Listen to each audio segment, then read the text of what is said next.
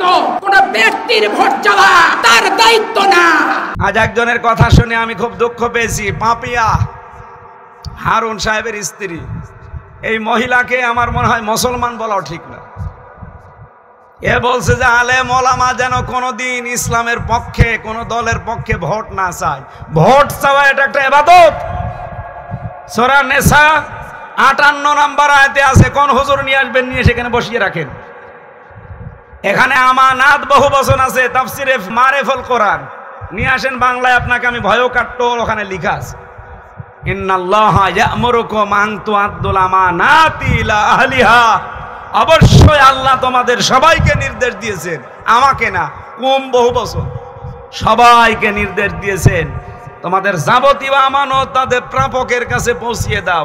এখানে প্রায় 8-9টা জিনিসের নাম দেখিয়েছি আমি, ভোট, রায়, সমর্থন, এরকম 8-9টা জিনিসের নাম। আপনি যে বলেন যে ভোট চাওয়া যাবে না কোনো দলের পক্ষে, ইসলামের পক্ষে, আপনার ঈমান আছে? আপনার ঈমান আছে? এই মহিলা মারা গেলে যেন কেউ জানাজা না পড়ায়। ও যদি তাওবা না করে, ওর জানাজাও জায়েজ নেই, ওর স্বামীর জানাজাও জায়েজ নেই, কারণ দুইটাই আলেম বিদ্বেষী। এই কথা বলছে না কেন? আপনি দল করবেন করেন, কোরআনে হাত দিতে যান কোন কারণে? আপনার পেটে বম মারলে কোরআন মানে কি আপনিও পারবেন, আপনার স্বামীও পারবেন। আমি যে কথাটা তুলেছিলাম, শয়তান যদি কারো বন্ধু হয় তার তো কাজ আছে। সুতরাং যারা আজ বলেন যে কোন দলের পক্ষে, ইসলামের পক্ষে ভোট চাওয়া যাবে না, কেউ যেন না চায়, আপনি মনে করেন, বিশ্বাস করেন, শয়তান আপনাকে দখল করে ফেলেছে। কোরআনের হক কথাগুলো বলতে গেলে বলে যে জামাতের লোক, শিবিরের লোক, চরমোনার লোক। কেন? আপনি শয়তানের পক্ষে কাজ করতে কোনো ভয় পান না, কোনো তিরস্কার কিছু মনেই করেন না। আর আমি আল্লাহর পক্ষে কাজ করতে গিয়ে, ইসলামের পক্ষে কাজ করতে গিয়ে ভয় পাবো মানে? সেদিন আর নেই। এই কথা বলেন না কেন? এখনো পর্যন্ত অনেকে কিন্তু উল্টাপাল্টা কাজ ছাড়েননি। গতকালকেও চাঁদাবাজি করেছে মাগুরাতে, চাঁদাবাজি করেছে, টাকা পয়সা দিতে রাজি হয়নি, তার বাড়ি ঘর ভেঙে দিয়েছে। আপনি কোথায় আছেন এখনো? আপনিও দেশের বৈধ নাগরিক, আমিও দেশের বৈধ নাগরিক। আপনাকে টাকা দেওয়া লাগবে? টাকা কি আপনার বাবার টাকা নাকি? কথা বলেন না কেন? দেখে আগস্টের 5 তারিখের আগে পেয়েছেন, এটা এখন এপ্রিলের 5 তারিখ চলছে, অলরেডি 8 মাস হয়ে গেছে। কথা বলেন। কেউ যদি আগের মতো ঝামেলা করেন, আমরাও কিন্তু আগের মতো ঝামেলা করব।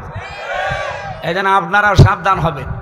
নিজের চরিত্রই ঠিক নেই, একটা দাজ্জুস মানুষ, নিজেও দাজ্জুস, বউটাও দাজ্জুস। আর তারা যদি আলেমদের পরামর্শ দেয়, আলেমদেরকে নির্দেশ দেয়, আমার মনে হয় শয়তান পর্যন্ত হাসে এর কথা শোনা। চ্যানেলটি সাবস্ক্রাইব করে আমাদের সঙ্গেই থাকুন। আবুল কাসেম ভাই পাশে করেছেন কোরআন আল্লাহু আকবার। লিল্লাহি তাকবীর। প্রধান বক্তার আগমন, শুভেচ্ছা, স্বাগতম। মুফতি আমির হামজা ভাই, সকলে বলি মারহাবা। মুফতি আমির হামজা ভাইয়ের আগমন দর ভবানীপুরের পক্ষ থেকে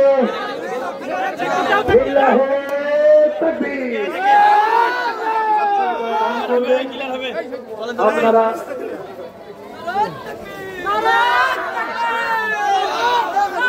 ভাইরা আমার সিদ্দিক পরামানিক 1000 টাকা দান করেছেন। রব্বুল আলামিন ছেড়ে দান করে সিদ্দিক পরামানিক মঞ্জুর করে নাও। আয় রব্বুল আলামিন এগুলো মঞ্জুর করে নাও। লিল্লাহি তাকবীর। প্রধান অতিথি বলেন মারহাবা। আলহামদুলিল্লাহি রাব্বিল মাশরিকাইন ওয়া রাব্বিল মাগরিবাইন আল্লাযী খালাকা কুল্লা শাইইন যাওজাইন ওয়া আওজাবা আলাইনাল ইহসানা বিল ওয়ালিদাইন ওয়া নাশহাদু আন লা ইলাহা ইল্লাল্লাহু ওয়াহদাহু লা শারীকা লাহু ওয়া আশহাদু আন্না মুহাম্মাদান আবদুহু ওয়া রাসূলুহু সাজ্জিদুল কাউনাইন সাল্লাল্লাহু আলাইহি ওয়া আলা আলিহি ওয়া আসহাবিহি ওয়া তাবাইহি আজমাইন লাইলা ওয়া নাহারান ফিত তারাফাইন ফাকাদ ক্বালা আল্লাহু তাআলা ফি কালামিহিল মাজিদ ওয়া বুরহানিহিত তাওহীদ বিসমিল্লাহির রহমানির রহিম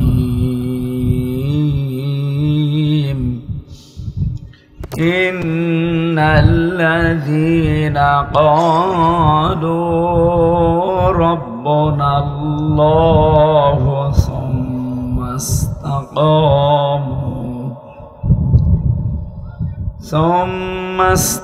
استقاموا فلا خوف عليهم ولا هم يحزنون أولئك أصحاب الجنة خالدين فيها جزاء بما كانوا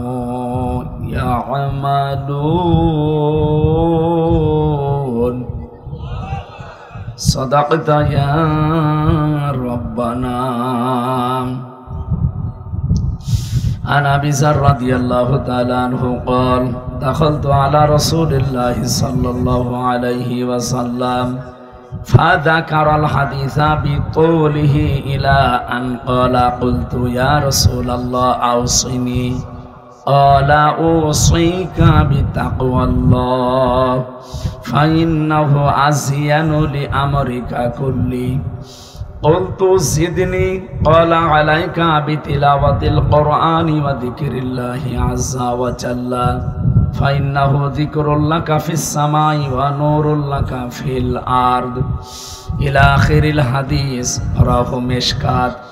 আলহামদুলিল্লাহ পাবনা জেলার সদর থানার অন্তর্গত চর ভবানীপুর হাফিজিয়া মাদ্রাসা এতিমখানার উদ্যোগে 22তম বাৎসরিক তাফসীরুল কোরআন মাহফিলের স্বনামধন্য সভাপতি আলহাজ মাওলানা ইদ্রিস আলী অত্র এলাকার প্রবীণ আলেমে দ্বীন হায়াতে তাজ্জাবা সিহাতে কুল্লিয়া কামনা করছি আমিন। এ মাহফিলের বিশেষ তাফসীর কারক হাজার হাজার আলেমের উস্তাজ বাংলাদেশ জামাতে ইসলামী কুষ্টিয়া জেলা শাখা উলামা বিভাগের সম্মানিত সভাপতি হাফেজ মাওলানা জুলফিকার আলী কমারখালী। এতক্ষণ যিনি আলোচনা রাখলেন মনসুরাবাদ কেন্দ্রীয় জামে মসজিদ পাবনার সম্মানিত খতিব শ্রদ্ধাভাজন বড় ভাই হাফেজ মাওলানা মুফতি মনিরুল ইসলাম। এ মাহফিলে বসা আছেন হাজারো হাফেজ আলেমের উস্তাজ অত্র এলাকার সর্বজন শ্রদ্ধাভাজন ব্যক্তিত্ব জনাব হাফেজ আব্দুল্লাহ, এ মাদ্রাসার সম্মানিত মুহতামিম হাফেজ সাহেব, কারি সাহেব সহ অন্যান্য ওলামা ইকরাম, সামনে বসা মুসলমান ভাইরা, পর্দার আড়ালের সম্মানিতা মা এবং বোনেরা। প্রশাসন তো এই এত ব্যাকওয়ার্ড জায়গা আসার কথা নেই, আর ওরা এখন আর লাগে না। আজকে আমি দিনের বেলা মাগুরা মোহাম্মদপুরের একেবারে ওই ফরিদপুরের কাছাকাছি ওই গ্রামে ছিলাম। ও এরকম একটা ব্যাকওয়ার্ড জায়গা। প্রশাসন এসেছিল, ডিএসবির একজন এসে বলছে হুজুর এত দূর শয়তানও আসে না, আমরা এসে কি করব? আগে আসতাম আপনাদের ধরার জন্য, এখন ওসব আর নেই, এই জন্য সাঁতার আসতেও মনে পড়ে। ঠিক আছে, দল মত জাতি বর্ণ ধর্ম নির্বিশেষে আজকের এই অনুষ্ঠান, এটা কি শুধু মুসলমানদের না, হাদা বায়ানুল লিন্নাস হুদাল লিন্নাস। যদিও কোরআনে 3 জায়গায় 3 রকম আছে। কোরআনে কারিমের কথা বলতে গিয়ে আল্লাহ দিয়েছেন হুদাল লিন্নাস, হুদাল লিল মুসলিমিন, হুদাল লিল মুত্তাকিন। আল্লাহর কথা কি আমাদের মতো 2-3 নাম্বার? হ্যাঁ, কথা তো মিলছে না। এক এক জায়গায় তিনি এক এক রকমের কথা বললেন কেন? তাফসিরে ফি জিলালিল কোরআন সাইয়্যিদ কুতুব রহমাতুল্লাহ আলাইহি। খুব ভালো করে শুনবেন। আমি এত রাত পর্যন্ত কথা বলা অলরেডি বাদ দিয়ে দিয়েছি, এখন অনেক রাত, আমার মনে হয় ঘড়িতে 5টা বাজে। এ ঘড়ি রওশন এরশাদ মতো হয়ে গেছে, এ ছাতা আর চলবে না, হাতে দেওয়া না দেওয়ার সময়। এখন বাজে বিকাল 5টা, মানে এই রাত 10:54 বেজে গেছে। আরে আল্লাহ, 5 ঘন্টা ফেরাই ডিফারেন্স। ঘড়ি একবার কোন জায়গায় যেন কি সারতে গেছে, যে দেখে ভেতরে একটা পোকা মরে পড়ে আছে।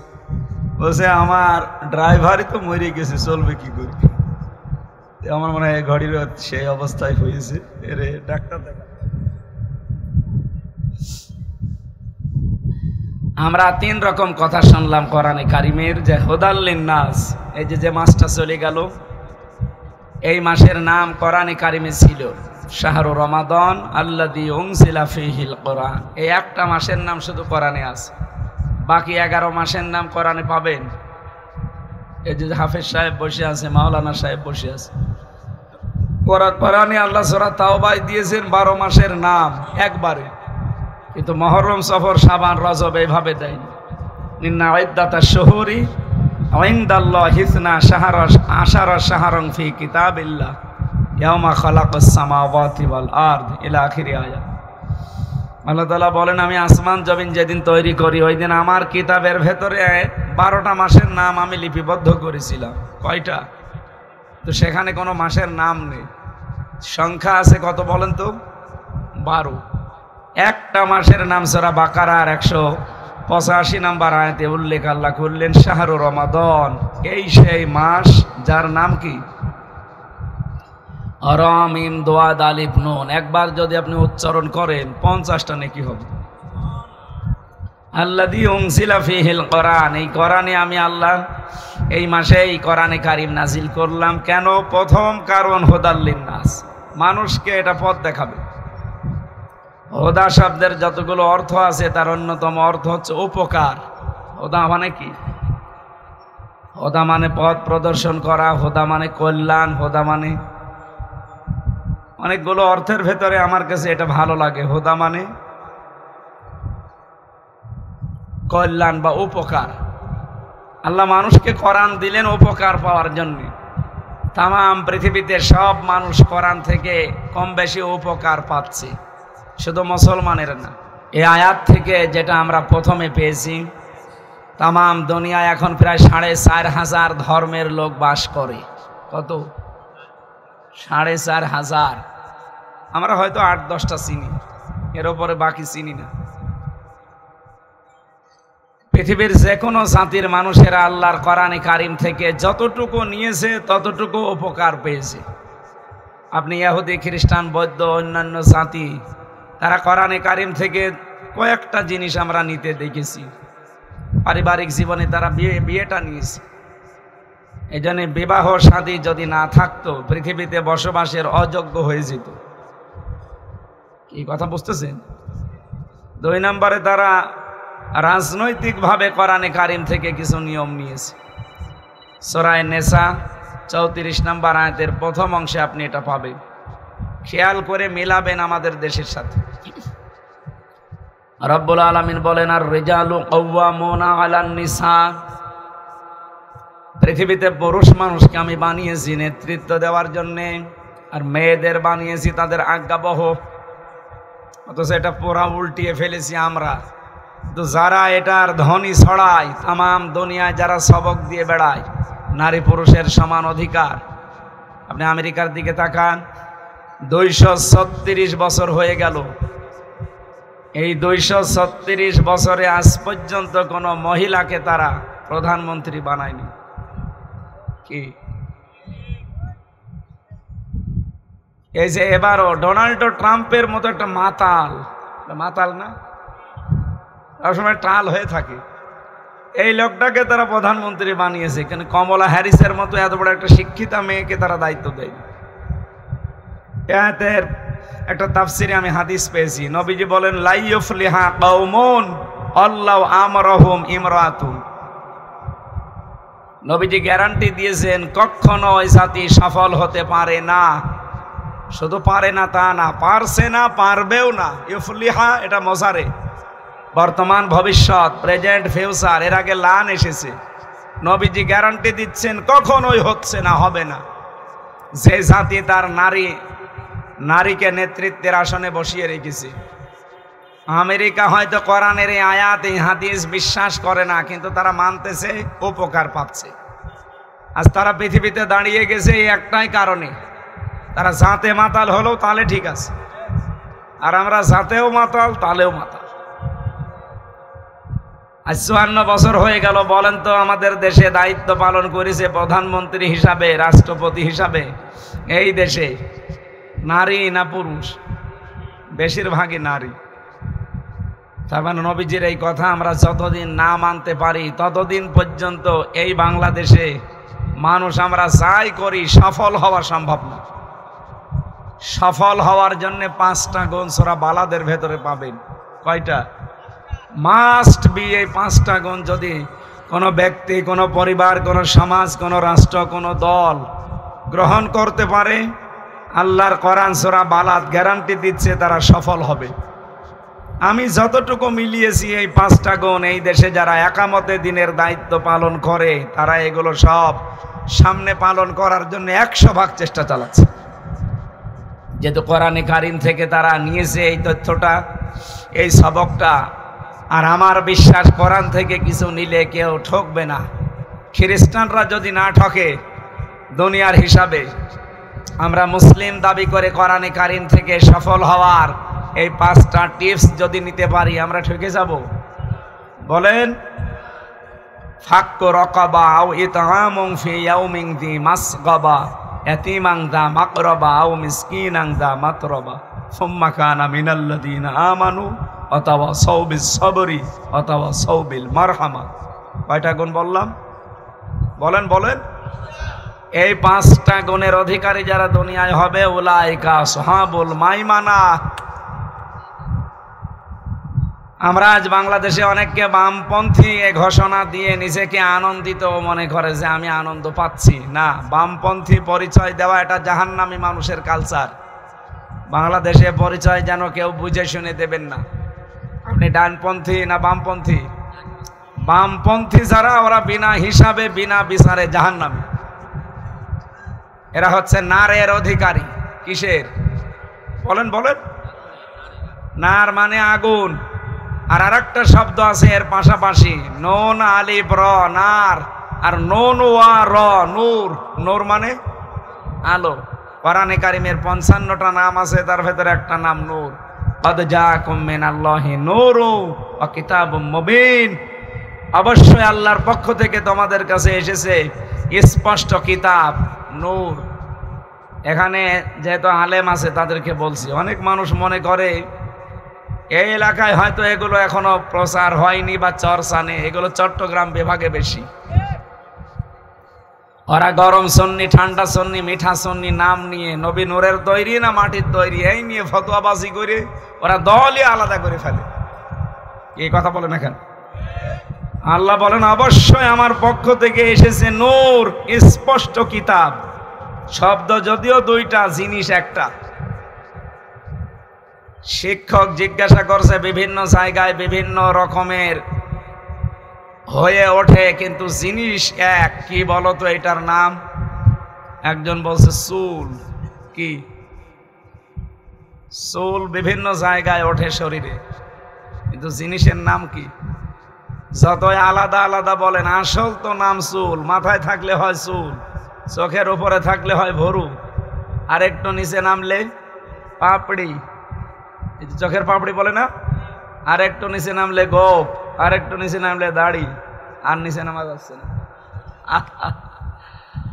জিনিস তো সব একই, নাম আলাদা আলাদা। এ কথা বলেন না কেন? এই যে নদী, আপনাদের পাশে নদীর নাম কি? পদ্মা। আপনি যমুনা সেতু যেখানে তৈরি হয়েছে ওটার নাম কি? যমুনা। যেখানে পদ্মা সেতু তৈরি হয়েছে ওই যে ওটার নাম কি? মাওয়া ঘাট। এক একটা জায়গায় এক একটা নাম, কিন্তু সবগুলো আসলে কি? নদী। বলেন তো কি নাম? কি কি বুঝলেন এখান থেকে? বলেন তো। নাম যতই আলাদা আলাদা জায়গা থাক, জিনিস তো এক। এখানে যে নূর আর কিতাব দুইটাই এক, এটাতে দুইটাই এক, তার প্রমাণ কি? এর পরের আয়াত আল্লাহ রাব্বুল আলামিন বলেন ইয়াহদি বিহিল্লাহ। এখানে বিহি এক বচন, আল্লাহ বহু বচন বা দ্বিবচন দিতে পারতেন। ওপরের আয়াতের শব্দে যদি দুইটা জিনিস আল্লাহ মিন করতেন, তাহলে পরের আয়াতে ব্যাখ্যা দিতে গিয়ে বলতেন দ্বিবচন, ইয়াহদি বিহিমা। কি কথা বলেন না কেন? আল্লাহ এক বচন দিয়ে ইয়াহদি বিহিল্লাহ, এইটার দ্বারাই আল্লাহ হেদায়েত করেন। কোরআন শরীফ একটু বুঝে চিন্তা ভাবনা করে পড়লে কিন্তু মানুষ সঠিকটা পেয়ে যায়। ওই কোন বাবা কি বলেছে ওই দিকে শুধু দৌড়ায়, তো এই জন্য আসল জিনিস বের করতে পারে না। এত বড় বড় আলেম, তারা নামের আগে মুফতি, মুহাদ্দিস, আল্লামা লিখা, কেন এই শব্দ নিয়ে একটু চিন্তা ভাবনা করা যায় না? আমার আলোচনা ওইটা না, আমি একটু টাচ দিলাম শুধু। তাহলে নবীজিকে নূর বলে যারা চালিয়ে দেন, তার সম্মান আপনি বাড়ান না, তার সম্মান আরো কমে যায়। কারণ এই যে আলো, নূর, এর ভেতরে কমপক্ষে দুইটা জিনিস পাবে। কয়টা? কি কথা বলছে না কেন? নেগেটিভ আর পজিটিভ। নবীকে যদি আল্লাহ নূরের তৈরি, আমরা বলি নূরের তৈরি, নবীকে নূর দিয়ে যদি আল্লাহ বানাতে, ওনার ভেতরে সর্বোচ্চ দুইটা জিনিস পাওয়া যেত। আমরা যারা নবীকে মাটির তৈরি বলি, তারা নবীর সম্মান আরো বাড়িয়ে দিয়েছে, কারণ আল্লাহ নিজে জানিয়েছেন। সূরা সাদের ভেতরে আছে ওয়াইদ ক্বালা রাব্বুকা লিল মালাইকাতি ইন্নী খালিকুম বাশারাম মিন তিন। আল্লাহ রাব্বুল আলামিন বলেন, স্মরণ করো ওই সময়ের কথা যখন আমি ফেরেশতাদেরকে বলেছিলাম ইন্নী খালিকুম বাশারাম মিন তিন, আমি মানুষ বানাতে চাই মাটি থেকে। অবশ্যই আমি মানুষ বানাতে চাই কি থেকে? বলেন বলেন। নবীজি কি মানুষ ছিলেন না? নবী যে মানুষ ছিলেন তার প্রমাণও তো আল্লাহ কোরআনে দিয়েছেন, কুল ইন্নামা আনা বাশারুম মিসলুকুম। হে নবী বলেন, আমি তোমাদের মতো মানুষ, পার্থক্য এতটুকু, ইউহা ইলাইয়া, আমার কাছে ওহী আসে, তোমাদের কাছে আসে না। এই আয়াতের ব্যাখ্যা করতে গিয়ে তাফসিরে বাইজাবিতে আমি পড়েছি, আল্লামা বাইজাবি রহমতুল্লাহ আলাইহি বলেন, এই যে ইন্নামা এই শব্দটা আল্লাহ দিলেন কেন? এমনিতেই বাশারুম মিসলুকুম বলতে পারতেন। ইন্নামা, ইন্নার পরে মা যোগ হলে বাংলা অর্থ দাঁড়ায় একমাত্র, কেবলমাত্র, শুধুমাত্র, এইটাই। আল্লাহ বলেন একমাত্র তুমি এই কথা মানুষকে বলো যে আমি তোমাদের মতো মানুষ, অন্য কিছু না। আমি ফেরেশতাও না, আমি নূরের তৈরিও না। আল্লাহ আমাকে বানিয়েছি তোমাদের মতো মানুষ করে। মানুষ কি দিয়ে তৈরি? ওই যে সূরা সাদের আয়াত বললাম, এই আয়াতের ব্যাখ্যায় আর একটা হাদিস, লম্বা হাদিস এসেছে। যেদিন নবীজি মেরাজে যাবেন, হযরত আদম আলাইহিস সালামের সাথে দেখা হয়েছিল। তিনি বলেছিলেন ওয়ালাদুন সালিহুন ওয়ালাদুন নাবিয়্যুন, হে আমার নেককার সন্তান, নেককার নবী। আদম আলাইহিস সালাম কিসের তৈরি? বলেন না কেন? উনি যে মাটির তৈরি, এখানে কোনো সন্দেহ আছে? উনি বললেন ওয়ালাদুন সালিহুন ওয়ালাদুন নাবিয়্যুন, হে আমার নেককার সন্তান, নেককার নবী, শব্দ দুইটা বললেন। তিনি যদি সন্তানকে সম্বোধন করেন যে নেককার সন্তান, বাবা যদি হয় মাটির তৈরি, ছেলে হবে আগুনের তৈরি। কোন পাগলে কি বলে আপনাদেরকে? এই শব্দগুলো একটু চিন্তা ভাবনা করে পড়লে এই মানুষগুলো সব আহলে সুন্নাত ওয়াল জামাতের আকীদায় চলে আসার কথা, কিন্তু নিজেদের স্বার্থ সিদ্ধির জন্যে আজ বিভিন্ন জায়গা থেকে তারা কিমি খেয়ে উল্টাপাল্টা ফতোয়া দেয়। আমি যে আয়াতগুলো দলিল দিলাম, হাদিস দিয়ে বললাম, এর বাইরে আর কিছু বলার নেই। আমার কথা ছিল, আপনি যদি ওই 5টি গুণ অর্জন করে সফল হতে পারেন, আপনি ডানপন্থী হবেন। আপনাকে আমার আল্লাহ নূর দিয়ে কোরআনে কারিমের মাধ্যমে তার বানানো বাগান জান্নাতে পৌঁছিয়ে দেবে। পক্ষান্তরে 5টি গুণ যারা অর্জন করে না, এই মানুষগুলোকে দুনিয়ায় বামপন্থী হিসাবে এর পরের আয়াতে দেখবেন আছে এই মানুষগুলো বামপন্থী হতভাগা, যারা নিজেদেরকে বামপন্থী বলে আরো নিজে নিজে আনন্দ পান। পরিচয় দিতে পারলে আপনার কাছে ভালো লাগে। আপনি যেন নিজেই প্রমাণ করে মানুষকে বলেন যে আমি নিজেই জাহান্নামী, আমি বামপন্থী আর আমি জাহান্নামী, কথা একই। কি কথা বলে না কেন? আমার আলোচনার বিষয় ছিল হুদাল্লিল মুত্তাকি, হুদাল্লিন নাস দিয়ে আল্লাহ এটাই জানাতে চেয়েছেন পৃথিবীতে যে মানুষগুলো কোরআনে কারিম থেকে কিছু নিতে চায় অবশ্যই তারা দুনিয়া হিসাবে কিছু না কিছু উপকার কল্যাণ পাবেই। পক্ষান্তরে সবচাইতে বেশি কল্যাণ পাওয়ার কথা, এর চাইতে আরেকটু বেশি হুদাল্লিল মুসলিমিন, যারা মুসলমান তাদের জন্য। এজন্য তামাম দুনিয়ায় যারা মুসলিম আপনি দেখবেন মানুষের তুলনায় মুসলমানেরা কোরআন থেকে উপদেশ, হেদায়াত, এমনকি কোরআন থেকে উপকার, কল্যাণ একটু বেশি পায়। কি কথা বোঝানো লাগবে আবার? 3 নম্বরে আল্লাহ দিয়েছেন হুদাল্লিন নাস, হুদাল্লিল মুত্তাকিন। এই কোরআন থেকে একেবারে পরিপূর্ণ হেদায়েত পাবে, কল্যাণ পাবে, সুখ পাবে, শান্তি সমৃদ্ধি পাবে এই দুনিয়াতে যারা মুত্তাকি। তারা কি? তাহলে কোরআন থেকে যদি পুরাটা নেওয়া লাগে কল্যাণ, কি হওয়া লাগবে? আরো জোরে বলেন। সেই ট্রেনিং দিতে রমজানুল মোবারক এসেছিল, চলেও গেছে। আমরা কি মুত্তাকি হতে পেরেছি? না। মুত্তাকি হতে হয় যে সমস্ত জিনিসের দ্বারা, ওইগুলো আমাদের ভেতরে এখনো তৈরি হয়নি। আমরা সামনে যদি ওই পয়েন্টে আসে আমরা আপনাকে ট্রান্স দিয়ে জানাবো যে আমরা মুত্তাকি কত দূর পর্যন্ত হতে পেরেছি। আমরা কথা তুলেছিলাম রমজানুল মোবারকের নাম আল্লাহ কোরআনে দিয়েছেন মাত্র একটা মাস। এই মাসে আল্লাহ কোরআনে কারিমের মতো একটা বিশাল কিতাব নাজিল করলেন। 3 নম্বরে এটা মানুষকে হেদায়েত দেওয়ার জন্য আল্লাহ দিলেন। তাহলে হেদায়েতের বর্ণনা দিতে গিয়ে আল্লাহ ধাপ দিলেন কয়টা বলেন তো? 3টা। হুদাল্লিন নাস, হুদাল্লিল মুত্তাকিন আর হুদাল্লিল মুসলিমিন। কেউ হয়তো হালকা পাতলা কিছু পাবে তামাম দুনিয়াতে, সারাই মানবে, আর মুসলমানেরা হয়তো আরেকটু বেশি পাবে। একেবারে পরিপূর্ণ কল্যাণ পেতে হলে কোরআনে কারিমের কাছে আপনাকে মুত্তাকি হওয়া লাগবে। কি হওয়া লাগবে? আল্লাহ আমাদেরকে পরিপূর্ণ মুত্তাকি হয়ে কোরআনের যে সম্পূর্ণ কল্যাণ, পরিপূর্ণ যে উপকার আছে, কোরআনের উপকার যেগুলো আছে, অনুনাজ্জিলু মিনাল কোরআনি মা হুয়া শিফা ওয়া রাহমাতুল লিল মুমিনিন। এ কোরআন নাজিল করার ধারাবাহিকতায় এমন এমন বিধান আমি আল্লাহ দিয়েছি যেটা মানুষ যারা মুমিন তাদের জন্য রোগ মুক্তির কারণ হবে।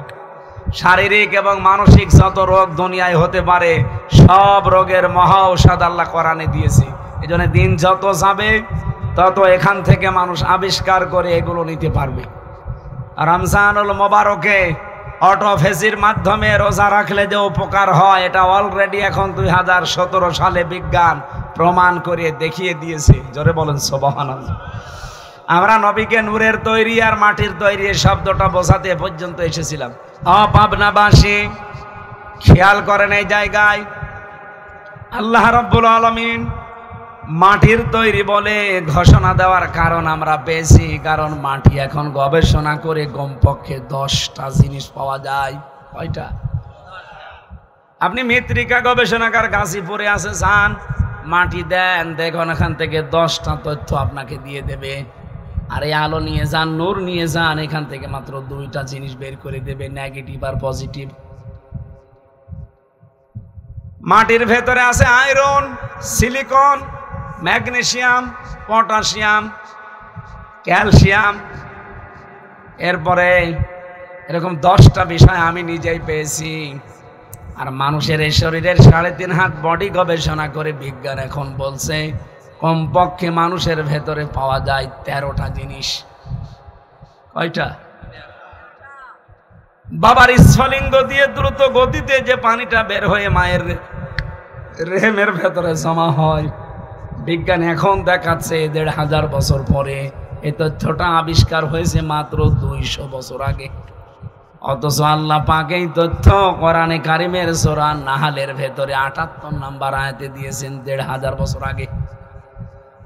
রব্বুল আলামিন বলেন, মানুষের এই বাবার স্ফলিঙ্গ দিয়ে যে পানিটা বের হয়ে এসেছে, নাপাক পানি তামাম পৃথিবীতে কোনো মার্কেটে বিক্রি হয় না, হয় ৪ আনাও দামও নেই, ফ্রি দিলেও কেউ নেবে না। তো ৫টা জিনিস আল্লাহ এটা দিয়ে বানায়। 4টা জিনিস, চুল, রগ, হাড় আর পর্দা।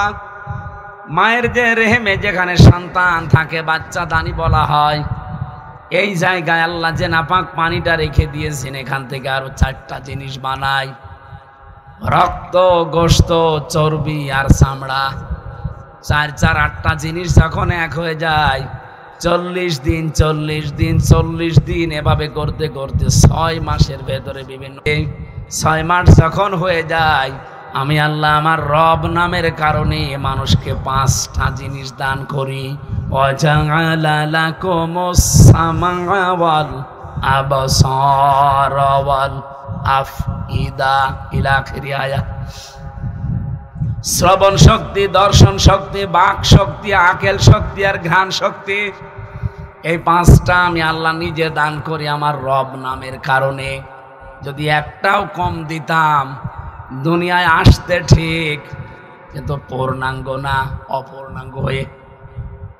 বলেন তো, আমাদের যদি আল্লাহ দর্শন শক্তি না দিত, আপনার মা আর বাবা নাই 8টা দিয়েছে, 4 চুল, রগ, হাড় আর পর্দা, রক্ত, গোশত, চর্বি আর চামড়া। এই 4 8টা জিনিস আপনার শরীরের ভেতরে পাবেন। বাকি 5টা জিনিস না হলে আপনি দুনিয়ায় এসে পূর্ণাঙ্গ মানুষ কেউ বলবে না। তার অন্যতম একটা দর্শন শক্তি, দেখা। এটা যদি আল্লাহ না দিত, আপনি আসতেন দুনিয়ায় কিন্তু কানা হয়ে, মানে কানা আসে না, তার মানে আল্লাহ দর্শন শক্তি তারা দেয়নি। এই বিষয়টা যদি একটু চিন্তা করতে পারতেন, জীবনে আল্লাহকে সেজদা দেওয়া বাদ দিতেন না। কি কথা বললেন না? কুমিল্লাতে একবার খাবার খাচ্ছিলাম, হঠাৎ করে দেখি অন্ধ আমার পাশে বসা, কারেন্ট চলে গেল। আমরা তো চিল্লা পাল্লা করছি, অন্ধ আমার হাত চেপে ধরে বলছে, হুজুর মাত্র 2 মিনিট কারেন্ট চলে গেছে, আপনি চিল্লাচ্ছেন। অথচ 40 বছর আমার জীবনে কোনো কারেন্ট নেই। আর 40টা বছর হয়ে গেল আমি দেখি না। আমি আগে কিন্তু দেখতে পেতাম। টাইফয়েড হওয়ার কারণে আমার চোখ দিয়ে এটা বের হয়ে গেছে, এই জন্য 2 চোখই নষ্ট হয়ে গেছে। আর 40 বছর হয়ে গেল আমি কিচ্ছু দেখি না। কই, আমি তো চিল্লালাম না। মাত্র 2 মিনিটে আপনারা সবাই সকলা মানুষ চিল্লান, চিল্লানোর কথা তো আমার। ওই দিন অন্ধ আমাকে আর একটা তথ্য জানিয়েছে যে আপনারা যারা সকলা মানুষ, দৃষ্টিশক্তি যাদের আছে, ঘুমিয়ে থাকলে আপনারা তো স্বপ্নেও দেখেন না, দেখেন না? কিন্তু যারা অন্ধ, এই মানুষগুলো ঘুমিয়ে থাকলে স্বপ্নেও দেখে না, শুধু একটা আওয়াজ শোনে। কি দিয়েছে আল্লাহ আপনাকে বলেন তো? একটা বললাম শুধু, এখনো তো 5 8টা আছে। যদি আল্লাহ পাক আপনাকে বাক শক্তি না দিত, আপনি কথা বলতে পারতেন না। যদি আকেল শক্তি না দিত, আপনি পাগল হয়ে আসতেন। কত পাগল আসে না দুনিয়ায়। যদি দর্শন শক্তি না দিত, আপনি কালা হয়ে আসতেন দুনিয়ায়। আল্লাহ পাক বলেন, এই 5টা জিনিস আমি আল্লাহ দিয়ে 8 5 13টা জিনিস যখন এক হয়ে যায়, আমি আল্লাহকে ফেরেশতারা তখন জিজ্ঞাসা করে যে রে আমরা বানাবো কি? এর আকৃতি এবার তৈরি হবে 6 মাস পরে। এটা কি ছেলে হবে না মেয়ে হবে? গ্যারান্টি দেয় কে? ওয়াল্লাযী ইউসাউবিরুকুম ফিল আরহামি কাইফা ইয়াশা।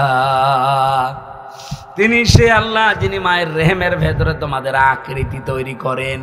এই যে ছেলে হবে মেয়ে হবে, সিদ্ধান্ত হামজা দেয় না, দেয় কে? 8 5 13টা জিনিস এক হওয়ার পরে মাটির ভেতরে আমার আল্লাহ মাটির নির্যাস দিয়ে, যেহেতু আমাদেরকে বানিয়েছে সরাসরি মাটি দিয়ে না, সরাসরি মাটি দিয়ে বানিয়েছিল মাত্র একজনকে। কয়জন? কে? হযরতে আদম। খালাকাল ইনসানা মিন সালসালিন কাল ফাখর খালাকাল জান্না মিন মারিজিম মিন নার। এখানে দুইটা তথ্য আছে সূরা রহমানে। মানুষ একেবারে সর্বপ্রথম আল্লাহ যাকে বানিয়েছে ওইটাকে ঠনঠনে মাটি দিয়ে। ফেরেশতা আজরাইল দুনিয়াতে এসে এক খামসা মাটি নিয়ে যায়। ফি জিলালিল কোরআনে মুফাসসির লিখেছেন তার এক খামসার ভেতরে মাটি ছিল 40 মণ। ফেরেশতাদেরকে আল্লাহ বললেন বডি বানাও আদমের। তারা বডি বানিয়েছে প্রায় 60 হাত লম্বা, 120 হাত, 36 হাত মোটা, 120 হাত লম্বা, 60 গজ, আর একেবারে 36 হাত মোটা। এত বড় বিশাল দেহ পড়ে আছে, কিন্তু ভেতরে কোনো নড়াচড়া নেই। রব্বুল আলামিন তার ভেতরে নাক দিয়ে একটা রূহ দিয়েছিলেন। রূহ মানে আল্লাহর হুকুম। ওয়ায়াসআলুনাকা আনির রূহ কুলির রূহু মিন আমরি রাব্বি। হে নবী, মানুষেরা যদি জিজ্ঞাসা করে যে রূহটা কি, আপনি বলবেন এটা আল্লাহর হুকুম। এটা কি? আল্লাহ হুকুমটা নাক দিয়ে দিয়েছিলেন। আপনি দেখবেন নাকের ভেতরে যদি কিছু দেন বিড়বিড় করবে। কি? আপনি কিছু দিয়ে দেখেন কোন খড়কোটা, বিড়বিড় করবে। তখন হাসি দিয়েছিল। এই যে আদমকে ফেরেশতারা 120 হাত লম্বা করে বানিয়েছে, এর ভেতরে যত খড়কোটা জার্মগুলো লুকিয়েছিল, হাসি দেওয়ার পরে হযরতে আদমের নাক দিয়ে আল্লাহ যত জার্ম ছিল সব ময়লা মাটি বের করে দিয়েছেন। হযরতে আদম একটু স্বস্তি পেয়েছিলেন ওই দিন, কারণ ভেতরে জার্মগুলো সব বের হয়ে গেছে। এ স্বস্তি পাওয়ার পরে তিনি একটা শব্দ বলেছিলেন, আলহামদুলিল্লাহ। আল্লাহ এত বেশি খুশি হয়েছিলেন এই শব্দের উপরে, কিয়ামত পর্যন্ত আদমের সন্তান যারা দুনিয়া আসবে তারা যদি হাসি দেয় তারা যেন এই আলহামদুলিল্লাহ বলে। এটা ওয়াজিব করে দিয়েছেন আমার আল্লাহ। এমনকি কেউ যদি আলহামদুলিল্লাহ বলে হাসি দেওয়ার পরে, তার পাশে যে থাকবে তারে বলা লাগবে ইয়ারহামুকাল্লাহ। এক কথা বলছেন না কেন? এমনকি তার পাশে যে থাকবে তারে বলা লাগবে ইয়াহদিকাল্লাহ। কেন এত কথা বলা লাগবে? কেন আলহামদুলিল্লাহ, ইয়ারহামুকাল্লাহ, ইয়াহদিকাল্লাহ এত কথা বলা লাগবে কেন? আমি তো হাসি দিয়েছি। বিজ্ঞান এখন প্রমাণ করছে যে হাসির দ্বারা যতগুলো জার্ম শরীর থেকে বের হয়ে যায়, এটা যদি আপনি ডাক্তার দিয়ে পরীক্ষা করে মেশিন লাগিয়ে বের করতে চান, কমপক্ষে বাংলাদেশের টাকা এখন 60,000 টাকা লাগবে। একবার হাসি দিলে এই উপকার আপনার শরীর থেকে আমার আল্লাহ করে। এই জন্য তো আলহামদুলিল্লাহ বলার নিয়ম। আর পাশে যে থাকবে তার এই জন্য ইয়ারহামুকাল্লাহ বলার নিয়ম। ওর পাশে যে থাকবে সে যেন বলে ইয়াহদিকাল্লাহ। সুবহানাল্লাহ বলতে পারেন না? আমি যে কথাটা এখান থেকে বোঝাতে চাচ্ছিলাম, রব্বুল আলামিন দয়া করে মায়া করে আমাদের এই মাটি দিয়ে আদম আলাইহিস সালামকে বানিয়েছেন। আর আমাদেরকে সরাসরি মাটি দিয়ে না, বানিয়েছেন মাটির নির্যাস থেকে। আপনি মাটির নির্যাসের ভেতরে কমপক্ষে 10টা জিনিস পাবেন, ওই যেগুলো বলছিলাম। আধুনিক তাফসির পাওয়া যায় যুগের জ্ঞানের আলোকে, বাস্তবতার নিরিখে। আপনি এখানে মিনহা খালাকনাকুম এই আয়াতের তাফসিরে দেখবেন এখানে 10 রকম নাম লেখা আছে। মাটি দিয়ে আল্লাহ আমাদের বানিয়েছেন, মাটির নির্যাস দিয়ে। মাটি বানিয়েছেন কি দিয়ে? কয়টা বললাম? 10টা জিনিস পাবেন। তাহলে 10 মার বাবা দুইজন মিলে দিয়েছে 4 4 8, কত হয়? 18। আর আল্লাহ নিজে দিয়েছেন 5, কত হয়? 23টা জিনিস আমার 3.5 হাত বডিতে আছে। মাটির তৈরি বললে নবীর সম্মান আরো বেড়ে যায়, কারণ 23টা পাবেন আর এটাই পাবেন কয়টা? সংখ্যা হিসাবেও তো আপনার দাম বেড়ে যাচ্ছে। আর হাদিস আর কোরআনের গুলো তো বললামই, সুতরাং এটা রেকর্ড হচ্ছে, তো এই জন্য বললাম। যারা নূরের তৈরি এই শব্দ নিয়ে লাফাচ্ছেন, পৃথিবীতে বিশ্ব নবীকে আমার আল্লাহ মানুষ বানিয়ে পাঠিয়েছিলেন, মানুষ তৈরি মাটি দিয়ে। আদম আলাইহিস সালাম যেহেতু ডাক দিয়ে বলেছিলেন ওয়ালাদুন সালিহুন ওয়ালাদুন নাবিয়্যুন, হে আমার আদরে কি নেককার সন্তান, নেককার নবী। বাবা যদি মাটির হয়, ছেলে হবে আগুনের। আশা করছি আপনি বুঝেছেন। তাহলে নূর চাই আমরা, আর যারা কাফের তারা কি চায়? নার। তারা কি চায়? আল্লাহ রাব্বুল আলামিন বলেন, আল্লাহু ওয়ালিয়্যুল্লাযীনা আমানু ইখরিজুহুম মিনাজ যুলুমাতি ইলান নূর। যারা আল্লাহর প্রতি ঈমান এনেছে, আমার আল্লাহ নিজে তাদের বন্ধু হয়ে গেছে। আর আল্লাহ যদি কারোর সাথে বন্ধুত্ব করে, আল্লাহ নিজে তার প্রতি কয়েকটা দায়িত্ব পালন করে। তার প্রথম দায়িত্ব হচ্ছে ইখরিজুহুম মিনাজ যুলুমাতি ইলান নূর। আল্লাহ নিজে দায়িত্ব নিয়ে তাকে অন্ধকার থেকে বের করে আলোর দিকে নিয়ে আসে। এখানে অন্ধকার মানে মানুষের তৈরি করা আইন কথা বলছেন। এখানে অন্ধকার মানে শিরিক, অন্ধকার মানে বেদাত, অন্ধকার মানে কুফর, অন্ধকার মানে জুলুম। এই জায়গা থেকে বের করে ইলান নূর, ইসলামের দিকে, আলোর দিকে, কল্যাণের দিকে, জান্নাতের দিকে ডাক দিয়ে নিয়ে আসে কে? বলেন বলেন। এটাকে যারা তারে নিয়ে আসবে কাদের? আল্লাহু ওয়ালিয়্যুল্লাযীনা আমানু। ঈমান যারা আনে তারা যেহেতু আল্লাহর বন্ধু, আর বন্ধুর প্রতি বন্ধুর একটা দায়িত্ব থাকে, আল্লাহ নিজে তখন এটা পালন করে, অন্ধকার থেকে বের করে আলোর দিকে নিয়ে আসে। এই জন্য এই দেশে যারা সত্যিকারের ঈমানদার, আপনি দেখবেন শিরিক থেকে, বেদাত থেকে, কুফর থেকে, জুলুম থেকে, মানুষের তৈরি করা আইন থেকে আল্লাহ নিজে তাদের দায়িত্ব নিয়ে নিজে কর্তা হয়ে বের করে আলোর দিকে নিয়ে আসতেছে। আল্লাযীনা কাফারু, আর যারা কাফের, আউলিয়াউহুমুত তাগুত, তাদেরও বন্ধু আছে, কিন্তু তাদের বন্ধু হচ্ছে শয়তান। কে? বলেন বলেন। এখন শয়তান যদি কারো বন্ধু হয়, শয়তানের দায়িত্ব নেই? আল্লাহ যেমন দায়িত্ব পালন করে, শয়তানেরও দায়িত্ব আছে। ইখরিজুনাহুম মিনান নূরি ইলাজ যুলুমাত। শয়তান তার বন্ধুর প্রতি দায়িত্ব পালন করে, তাদেরকে আলো থেকে বের করে অন্ধকারের দিকে নিয়ে যায়। তাহলে আল্লাহর বন্ধু হলে আল্লাহ কাজ করে, শয়তানের বন্ধু হলে শয়তানও কাজ করে। তাহলে এখান থেকে বুঝলেন না, যারা শয়তানের বন্ধু তাদেরকে আল্লাহর ইসলাম থেকে, নূর থেকে, কোরআন থেকে, জান্নাতের পথ থেকে ডাক দিয়ে নিয়ে যাবে অন্ধকার, মানুষের তৈরি করা আইনের দিকে, জুলুমের দিকে, শিরকের দিকে, বেদাতের দিকে, কুফরের দিকে।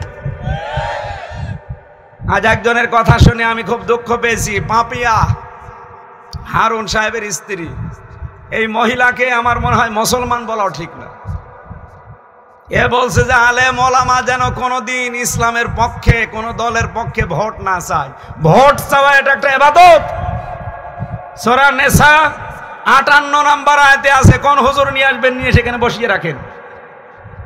এখানে আমানাত বহু বচন আছে, তাফসিরে মারিফুল কোরআন নিয়ে আসেন বাংলায়, আপনাকে আমি ভয়ও কাট্টো, ওখানে লেখা আছে ইন্নাল্লাহা ইয়া'মুরুকুম আন তুআদ্দুল আমানাতি ইলা আহলিহা।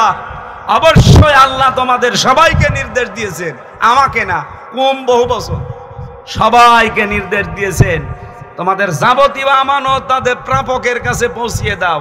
এখানে প্রায় 8-9টা জিনিসের নাম দেখেছি আমি, ভোট, রায়, সমর্থন, এরকম 8-9টা জিনিসের নাম। আপনি যে বলেন যে ভোট চাওয়া যাবে না কোনো দলের পক্ষে, ইসলামের পক্ষে, আপনার ঈমান আছে? আপনার ঈমান আছে? এই মহিলা মারা গেলে যেন কেউ জানাজা না পড়ায়। ও যদি তাওবা না করে, ওর জানাজাও জায়েজ নেই, ওর স্বামীর জানাজাও জায়েজ নেই, কারণ দুইটাই আলেম বিদ্বেষী। এই কথা বলছে না কেন? আপনি দল করবেন করেন, কোরআনে হাত দিতে যান কোন কারণে? আপনার পেটে বম মারলে কোরআন মানে কি আপনিও পারবেন, আপনার স্বামীও পারবেন। কোরআন মানে কি আমার মনে হয় ওর স্বামী স্ত্রী দুইজনের একজনও বলতে পারবে না কোরআন মানে কি। কোরআন মানে বহুল পঠিত পাঠ্য। এই পৃথিবীতে সবচাইতে বেশি পড়া হয়েছে কোনটা? বললাম না 4500 ধর্ম আছে, আর 4500 ধর্মীয় গ্রন্থ আছে। আমি বাইরের দেশগুলোতে সফর করি মাঝে মাঝে, এই যে মালয়েশিয়া, ইন্দোনেশিয়া, সিঙ্গাপুর, থাইল্যান্ড, এই সমস্ত অমুসলিম দেশ যেগুলোতে যাই, ওই মানুষগুলো ওদের ধর্মীয় গ্রন্থ যা পড়ে পড়ে সবচাইতে বেশি চিন্তা ভাবনা করে পড়ে কোরআন শরীফ। ওদের বড় বড় লাইব্রেরিতে গুলোতে দেখেছি হয় একেবারে উপরে তুলে রাখা আছে কোরআনের তাফসীর, লক্ষ লক্ষ বই আছে লাইব্রেরি। আমি সেদিন কয়েকটা লাইব্রেরিতে ভিজিট করেছিলাম। আমাদের কুষ্টিয়া ইসলামী বিশ্ববিদ্যালয়ের যে লাইব্রেরি, এরকম কমপক্ষে 20 ডবল হবে। মালয়েশিয়া ইন্টারন্যাশনাল বিশ্ববিদ্যালয়ে গিয়েছিলাম, ওখানে যে লাইব্রেরি আছে 4 তলা 5 তলা, এরকম মনে হয় 20 ডবল হবে। বই কত আছে আপনার মাথায় ধরবে? বই খুঁজতে হলে কম্পিউটার লাগে, লিখে দেওয়া লাগে কম্পিউটারে যে অমক থাকে অমক তলায় অমক বইটা আছে। তাছাড়া আপনি সারাদিন খুঁজে যাবেন, জীবনও পাবেন না। এতটুকু জায়গা না।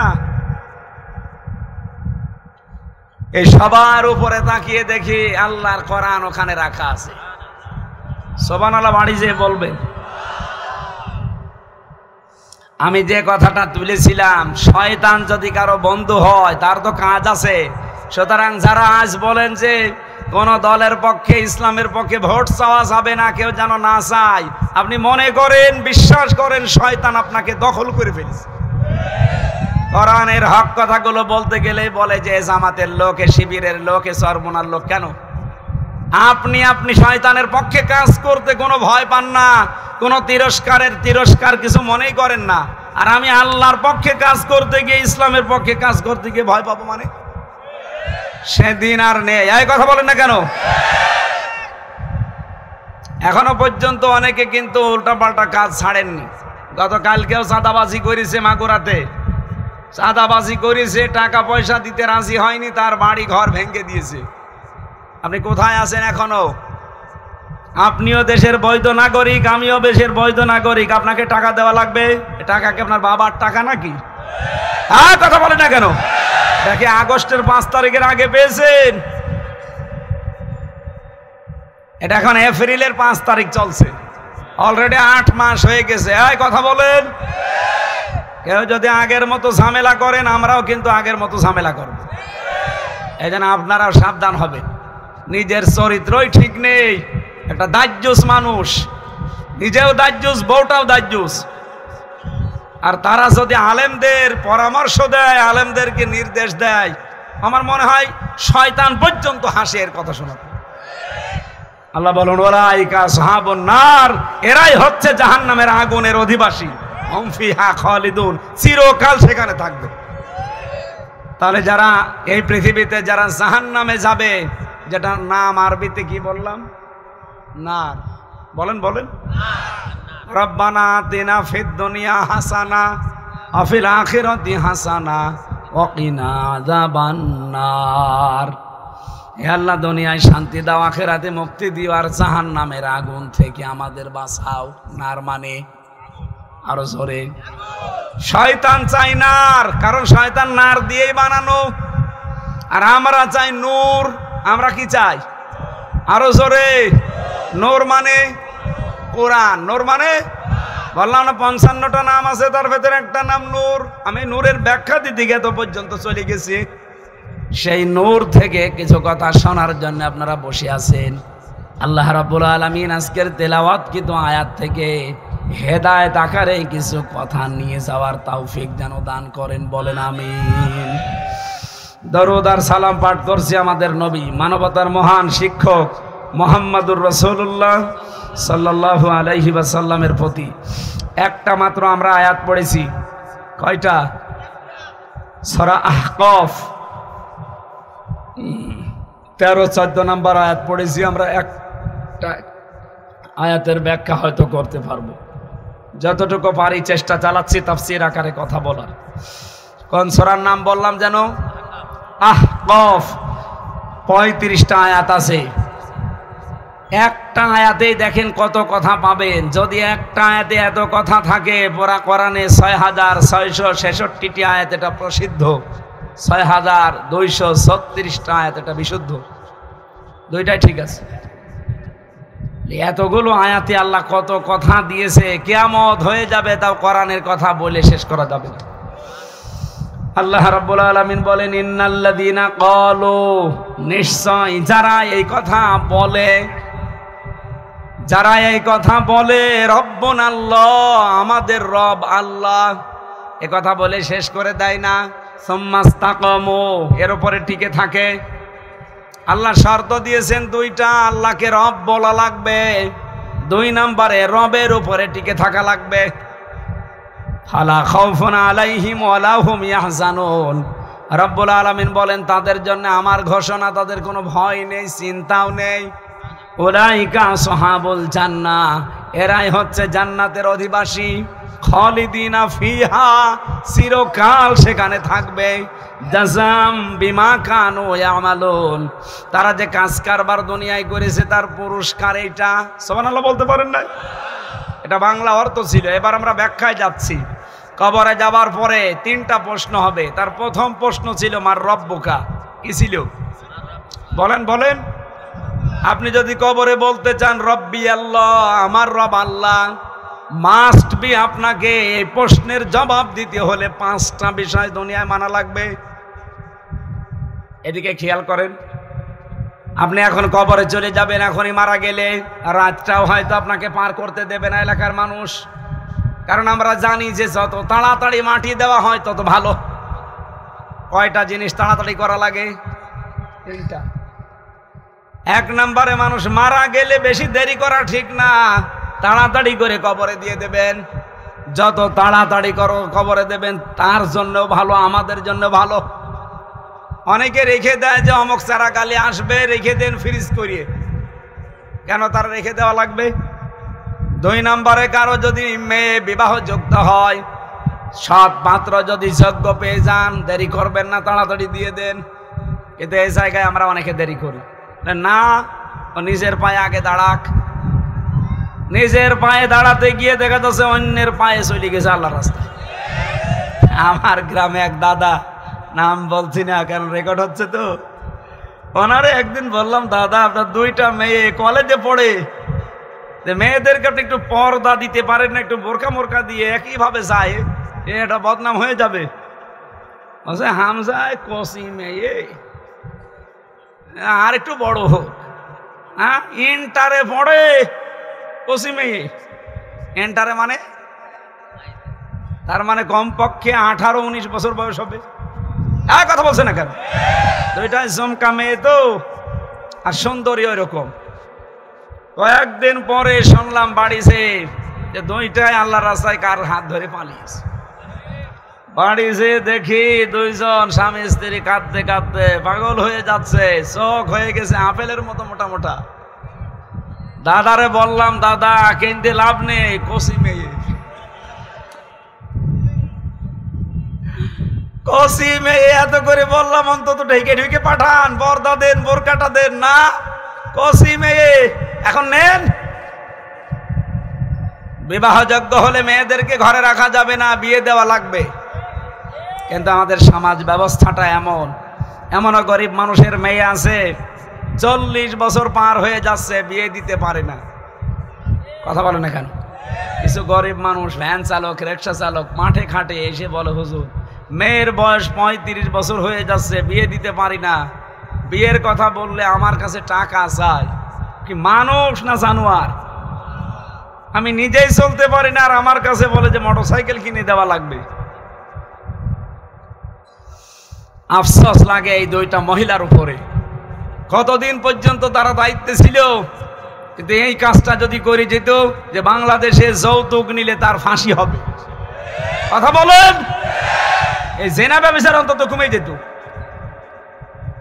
মেয়েদের যে সম্মান মর্যাদা আল্লাহ এবং রাসূলুল্লাহ দিয়েছেন, ওরা যদি নিজেদের মর্যাদাটা ঠিক রাখতে পারত, পুরুষ মানুষ যৌতুক নেওয়া না, যৌতুক দিয়ে বিয়ে করা লাগবে।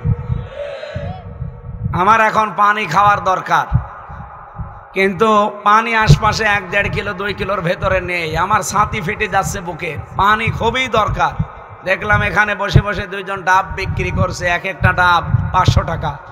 জীবন বাঁচাতে হলে 500 না 1000 টাকা হলেও ডাব কিনে খাবো। বলেন বলেন। মেয়েদেরকে যদি আমরা সত্যি ওইভাবে রাখতে পারতাম, মেয়েদের যৌতুক দিয়ে বিয়ে দেওয়া লাগতো না, ওদেরকে আরো যৌতুক দিয়ে আমার নিজে বিয়ে করা লাগতো। 3 নম্বরে, যদি নামাজের সময় হয়ে যায়, ফরজ নামাজের, তখন আর দেরি করা যাবে না। অনেকের জন্য অপেক্ষা করে, না মোড়ল আসতেছে আর একটু দাঁড়ান, সভাপতি আসতেছে। কিসের সভাপতি?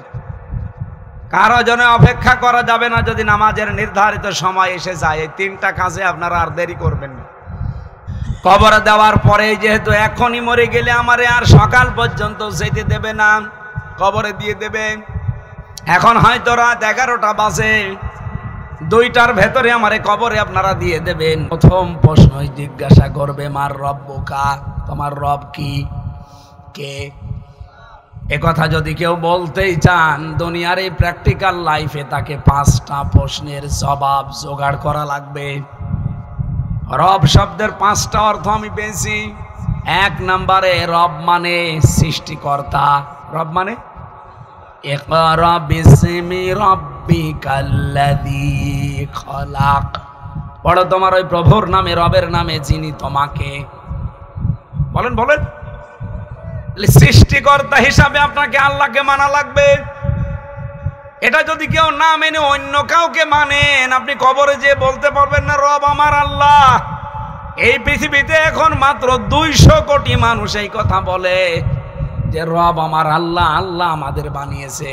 বাকি 610 কোটি মানুষ ওরা বলে না যে আল্লাহ আমাদের বানিয়েছে, ওরা অন্য কাউকে মানে।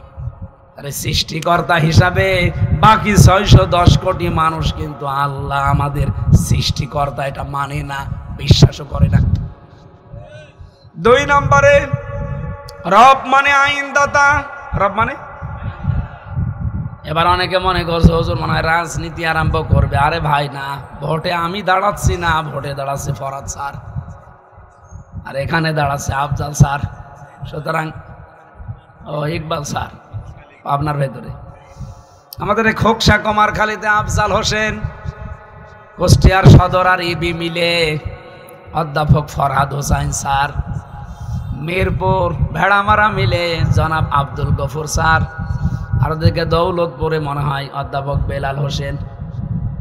তাহলে এক জায়গায় আমার নাম নেই। রাজনীতি আমি করছি না, রাজনীতি না, এটা আসল নীতি। আপনি কবরে ধরা খাবেন, আপনাকে রব হিসাবে মানা লাগবে। 2 নাম্বার অর্থ রবের কি বললাম? আইনদাতা। বলেন বলেন। আপনি যদি কবরে যে বলতে চান যে আমার রব আল্লাহ, ফেরেশতারা বলবে রব মানে কিন্তু আইনদাতা। বল তুই যে পরিবারে সমাজে রাষ্ট্রে বসবাস করতি ওখানে আল্লাহর কোন আইনটা চলতো বল, কি বলবেন আপনি? ধরা খেয়ে বসে আছেন। তাহলে প্রথমটা অনেকের জীবনে মিলছে না, দ্বিতীয়টাও মিলছে না। কারণ এখনো পর্যন্ত অনেকে সৃষ্টিকর্তা, এই যে খালেক, এটা যে একচ্ছত্র মালিকানা আল্লাহর, আর কারণে সৃষ্টি করতে পারে শুধুমাত্র কে? বলেন বলেন। বাকি যা হয় এগুলো আমরা রূপান্তর করতে পারি, কিন্তু সৃষ্টি করতে পারি না। সৃষ্টিকর্তা খালেক এটা শুধুমাত্র আল্লাহর শান। কিন্তু আমরা ফসলে বরকত হয়, আমরা অনেকে আল্লাহ বাদ দিয়ে অন্যের নাম বলি। বলে না ভগবান এসেছিল, মা দুর্গা গজে ছড়িয়ে এসেছিল, এই জন্য ফসলে বরকত হয়েছে। ও দুর্গার বাবার ক্ষমতা আছে সৃষ্টি করা ফসল? কথা বলেন। ফসল সৃষ্টি করার দায়িত্ব কার? আপনি শুধু বীজটা মাটির ভেতরে, জমিনের ভেতরে গেড়ে দেন, বাকি কিচ্ছু করেন না। সব কাজ আল্লাহ ফেরেশতা দিয়ে করাচ্ছে। আমার ভাইরা, আমরা সৃষ্টিকর্তা হিসাবে এখনো অনেকে আল্লাহকে আমরা মানি না, বিশ্বাসও করি না। আইনদাতা হিসাবে তো মানি না। আইনদাতা হিসাবে মানলে আল্লাহর আইন আছে পড়া কোরআনে 500 কত। এখানে আলেমরা ছাড়া আমার মনে হয় অনেকে জানেই না যে আইন আল্লাহর 500, খালি জানে যে নামাজ পড়া, রোজা রাখা, আইন আর নেই। এই যে মানুষের সাথে হাসি মুখে কথা বলা, আকুলু লিন্নাসি হুসনা, এটা এই বিধান কার? এই বিধানও তো আমরা মানি না। এরকম 500 আইন আমি মিলিয়েছি, একটাও আমাদের জীবনে মিলছে না, চলে না। 2-1টা যায় আছে লোক দেখানোর জন্য। 3 নম্বরে রব মানে উকিল। রব মানে, মানুষ উকিল ধরে কেন? মুক্তি পাওয়ার জন্যে। আমি যে 3 বছর জেলে ছিলাম, কত উকিল যে পাল্টিয়েছি, ধরেছি। যেটা ধরি হয় না আর একটা ধরি, যেটা হয় না আর একটা ধরি। মনে করছিলাম উকিল আমার জেরা করে বাঁচিয়ে দিতে পারবে। মামলা যেহেতু রাষ্ট্র দিয়েছে, যিনি পালিয়েছে উনি দিয়েছে, এই জন্য ছাড়ে না। আপনাকে রব হিসাবে, উকিল হিসাবে মানা লাগবে আল্লাহকে। 4 নম্বরে রব মানে অভিভাবক। রব মানে অভিভাবক, দায়িত্বশীল, এটা আমার আল্লাহর বিশ্বাস। এটা আমার জীবনের ভেতরে যদি না থাকে যে আল্লাহ আমার দায়িত্বে আছেন, উনি আমার অভিভাবক, এটা যার ভেতরে যত বেশি বদ্ধমূল থাকবে তার ঈমান তত আল্লাহর কাছে দামি হবে। যেই লোকটা এই চিন্তা ভাবনা করে যে আমার রব আল্লাহ, আমার অভিভাবক আল্লাহ, আমার দায়িত্বশীল আল্লাহ, আমি ভরসা করতে পারি শুধুমাত্র আল্লাহ ছাড়া আর কারো উপরে না, আপনি দেখবেন সেই লোকটা ঈমানের উপরে টিকে থাকতে পারে। আমি নিজে কয়েকজনের উদাহরণ মাঝে মাঝে দেই, যার আমি দেখেছি এই কারণে দেই। যারা সত্যিই বলেছিল আমার রব আল্লাহ আর এর উপরে টিকে ছিল, তার ভেতরে বাংলাদেশে মীর কাশেম আলী একজন, শহীদ আব্দুল কাদের মোল্লা একজন। এই কথা বলছেন এখানে শহীদ আব্দুল কাদের মোল্লা রহমতুল্লাহ আলাই, যেদিন ওনার ফাঁসি হবে, ওনার দায়িত্বে যে কারারক্ষী ছিল, ওই কারারক্ষী আমারও দায়িত্বে ছিল। উনি আমার নিজেই শোনাচ্ছিল যেদিন ফাঁসি হবে ওই দিন ওনারা যে বলেছিলাম যে স্যার প্রস্তুতি নেন, আপনার পরিবার, স্ত্রী, নাতি নাতি যারা আছে এরা দেখা করতে এসেছে। ওনার স্ত্রী যে দেখা শেষ সাক্ষাৎ যেহেতু, যে দেখে বসে আছে চা বানিয়ে খাচ্ছে। কি গো, কিছুক্ষণ পরেই তো তোমার বিদায়, এখন চা খেতে আসো কেন? স্ত্রীকে ডাক দিয়ে বলে পিয়ারি। স্ত্রীর নাম আদর করে ডাকতো পিয়ারি বলে, যে পিয়ারি আমি সারাদিন রোজা ছিলাম, আল্লাহর সাথে যেহেতু আমার সাক্ষাৎ হবে আজ, আমার মালিকের কাছে আমি রোজা রাখা অবস্থায় যেতে চাই। ওরাকে খাবার আমাকে দিয়েছিল, তো ওগুলো আমি খাইনি। ওরা আমাকে গোশত দিয়েছে, দই দিয়েছে, কারণ শেষ খাওয়া, ভালো ভালো খাবার দিয়েছিল, একটাও আমি খাইনি। সারাদিন রোজা ছিলাম, খেজুর দিয়ে আমি ইফতার করেছি। এখন এই চাটাই শেষ খাওয়া দুনিয়ার, আমি নাকের ভেতরে ঘ্রাণ পাচ্ছি, মনে হচ্ছে জান্নাতের খাবার আমার জন্য অপেক্ষা করছে। হে পিয়ারে, একটু বলো তো দেখি কোন পোশাক পরে গেলে মালিকের সামনে ভালো লাগবে? কারারক্ষীর কাছে শোনার পরে আমি ওই দিন ভেবেছিলাম যে যার মাত্র আর কয়েক ঘন্টা বাকি আছে জীবন চলে যেতে, এ লোকটা স্ত্রীর কাছ থেকে বিদায় নেওয়ার সময় কি বলে বিদায় নিচ্ছে, যে কোন পোশাক পরে গেলে মালিকের কাছে দেখতে ভালো লাগবে? পিয়ারি তুমি বলো। রব বলে যদি সত্যি আপনি এখনো পর্যন্ত শহীদ আব্দুল কাদের মোল্লার মতো টিকে থাকতে পারেন, আল্লাহ বলেন ফালা খাউফুন আলাইহিম ওয়ালা হুম ইয়াহজানুন, কোনো চিন্তা নেই, কোনো ভয় নেই।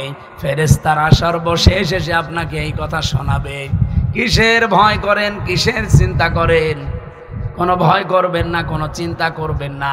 যাদের নিয়ে আপনার চিন্তা হয়, যাদের নিয়ে ভয় হয়, এগুলোর সব দায়িত্ব আল্লাহ নিজের হাতে তুলে নিয়েছে।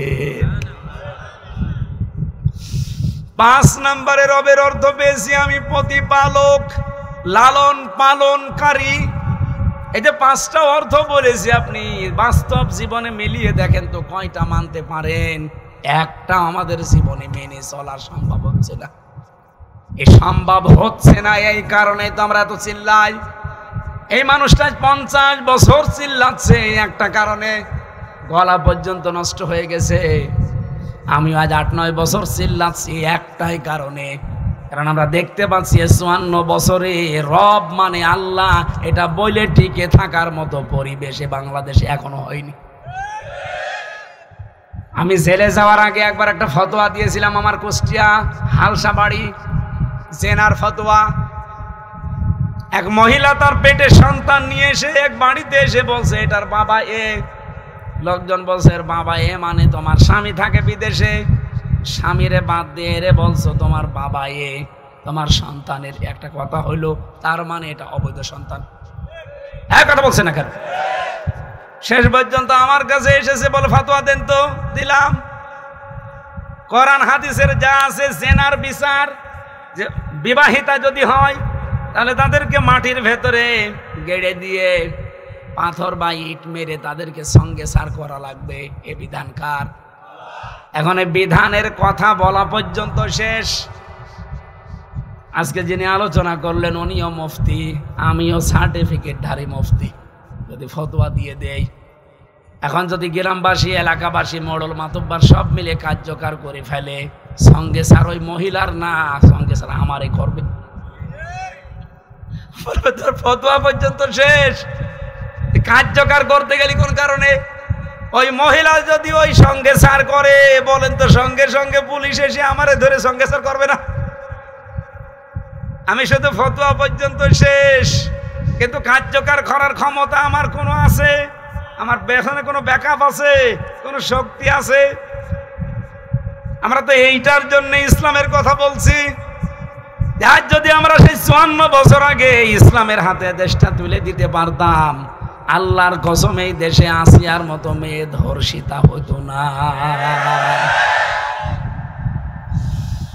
যতই ঠিক বলেন না বলেন, কিয়ামত পর্যন্ত এই দেশে রব বলে টিকে থাকা সম্ভব হবে না। আপনাকেও শহীদ আব্দুল কাদের মোল্লার মতো বিনা অপরাধে জীবন দেওয়া লাগতে পারে, শহীদ মীর কাশেম আলীর মতো, শহীদ মতিয়ার রহমান নিজামের মতো, মাওলানা দেলাওয়ার হোসেন সাইদি রহমতুল্লাহ আলাইহির মতো বিনা কারণে আপনাকেও জীবন দেওয়া লাগতে পারে। আপনি টিকে থাকতে পারবেন না। এই টিকে থাকার জন্য এই পরিবেশগুলো দরকার।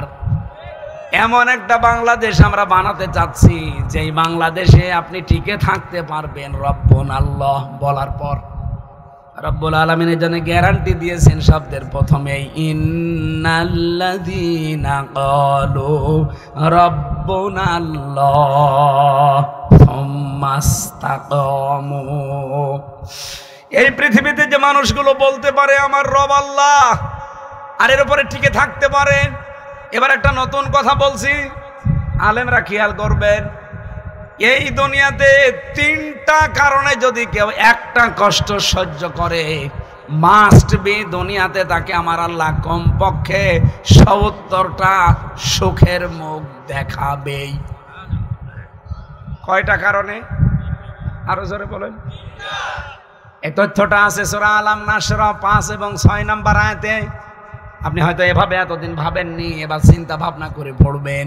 ফাইন্না মাআল উসরি ইসরা, ইন্না মাআল উসরি ইসরা।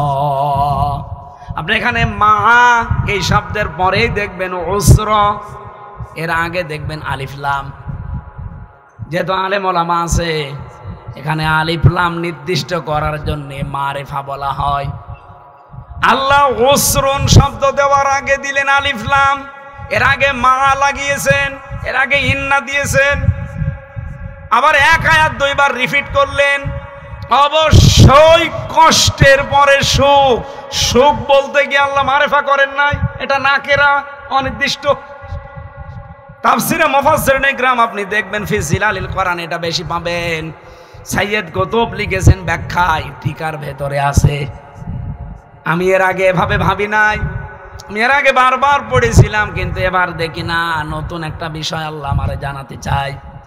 দুনিয়াতে যদি সত্যি কেউ একটা কষ্ট সহ্য করে, এরপরে নাকেরা অনির্দিষ্ট হাজার হাজার সুখ আপনার জন্য আল্লাহ অপেক্ষা করাচ্ছে। কিন্তু কষ্টটা হওয়া লাগবে 3টা কারণে। হাসিনা সহ যারা পালিয়ে গেছে তারাও কিন্তু কষ্ট পেয়েছে। কি কথা বলছে না কেন? এত কিছু সাজানো গোছানো বাগান রেখে যারা চলে গেল, তারা কষ্ট পায়নি? পাইছে। মানে আপনি একটা বাড়ি ছেড়ে যেতে চান না, আর ভূমি প্রতিমন্ত্রী 620টা বাড়ি ছেড়ে চলে গেছে, তার কষ্ট হয়নি? কষ্ট হয়েছে, কিন্তু এই কষ্টের পরে আল্লাহ সুখ দেবে এ কথা কোরআনে নেই। কষ্ট হওয়া লাগবে কয়টা কারণে? আরো জোরে বলেন আর একবার। আপনি দেখেন তো আপনার ভেতরে আছে কিনা। আপনার দুনিয়াতে যদি কষ্ট হয় আল্লাহর জন্যে, রাসূলের জন্যে, আর মানবতার জন্যে, এই 3টা কারণে যদি কেউ একটা কষ্ট দুনিয়ায় সহ্য করে, যেহেতু হুসরুন এর আগে আলিফ লাম মা, একটা কষ্টের সাথে সাথে ইসরা, আল্লাহ আপনাকে কমপক্ষে 70টা সুখ দুনিয়ার জীবনে দেখাবে। এটা আজ বাস্তব প্রমাণ। আগস্টের 5 তারিখের আগে যারা ইসলামের জন্যে, রাসূলের জন্যে, মানবতার জন্যে একটা একটা করে কষ্ট সহ্য করেছে, তাদের সুখের দুয়ারগুলো আল্লাহ এখন সব উন্মুক্ত করে দিয়েছে, আরো দেবে। কিন্তু যারা অবৈধভাবে একটা সুখ ভোগ করেছেন, এই এদিকে তাকান, একটা সুখ যারা অবৈধভাবে ভোগ করেছেন, আল্লাহর কসম এই একটা সুখ অবৈধভাবে ভোগ করার কারণে 70টা অপমান আপনার সামনে রেডি হয়ে আছে। এই 15.5 বছরে যারা এমপি ছিলেন, আপনি নিজেও জানতেন যেটা এমপি না, এই আর কি। কিন্তু এমপি হয়ে অবৈধ সুখ আপনিও নিয়েছেন। এমপি হওয়ার পর একটা সুখ লাগে না, একটা আনন্দ লাগে না? এই আনন্দটা, এই সুখটা কি বৈধ ছিল না অবৈধ ছিল? কারণ আপনি তো আমার ভোটে এমপি না, আপনি তো জোর করে এমপি, বিনা ভোটে এমপি, আপনি তো রাতের এমপি, ডিক্লেয়ার দিয়া এমপি। এইরকম এমপি হয়ে যতগুলো সুখ পেয়েছেন 15.5 বছরে, এক একটা সুখের জন্য 70টা করে অপমান আপনার সামনে রেডি হয়ে আছে। তাহলে হাসিনা যত সুখ পেয়েছে 15.5 বছরে, যদি 100টা সুখ অবৈধ সুখ পেয়ে থাকে, 100টা অবৈধ সুখের জন্য 70 দিয়ে গুণ দেন, কত অবৈধ, কত দুঃখ, দুর্দশা, অপমান তার জন্য অপেক্ষা করছে বলেন। এটা কোরআনের আয়াত, মিথ্যা হবে না। এই জন্য আগস্টের 5 তারিখের পর থেকে পর্যন্ত বহু ষড়যন্ত্র করেছে, একটাও ঢোপে টেকে না।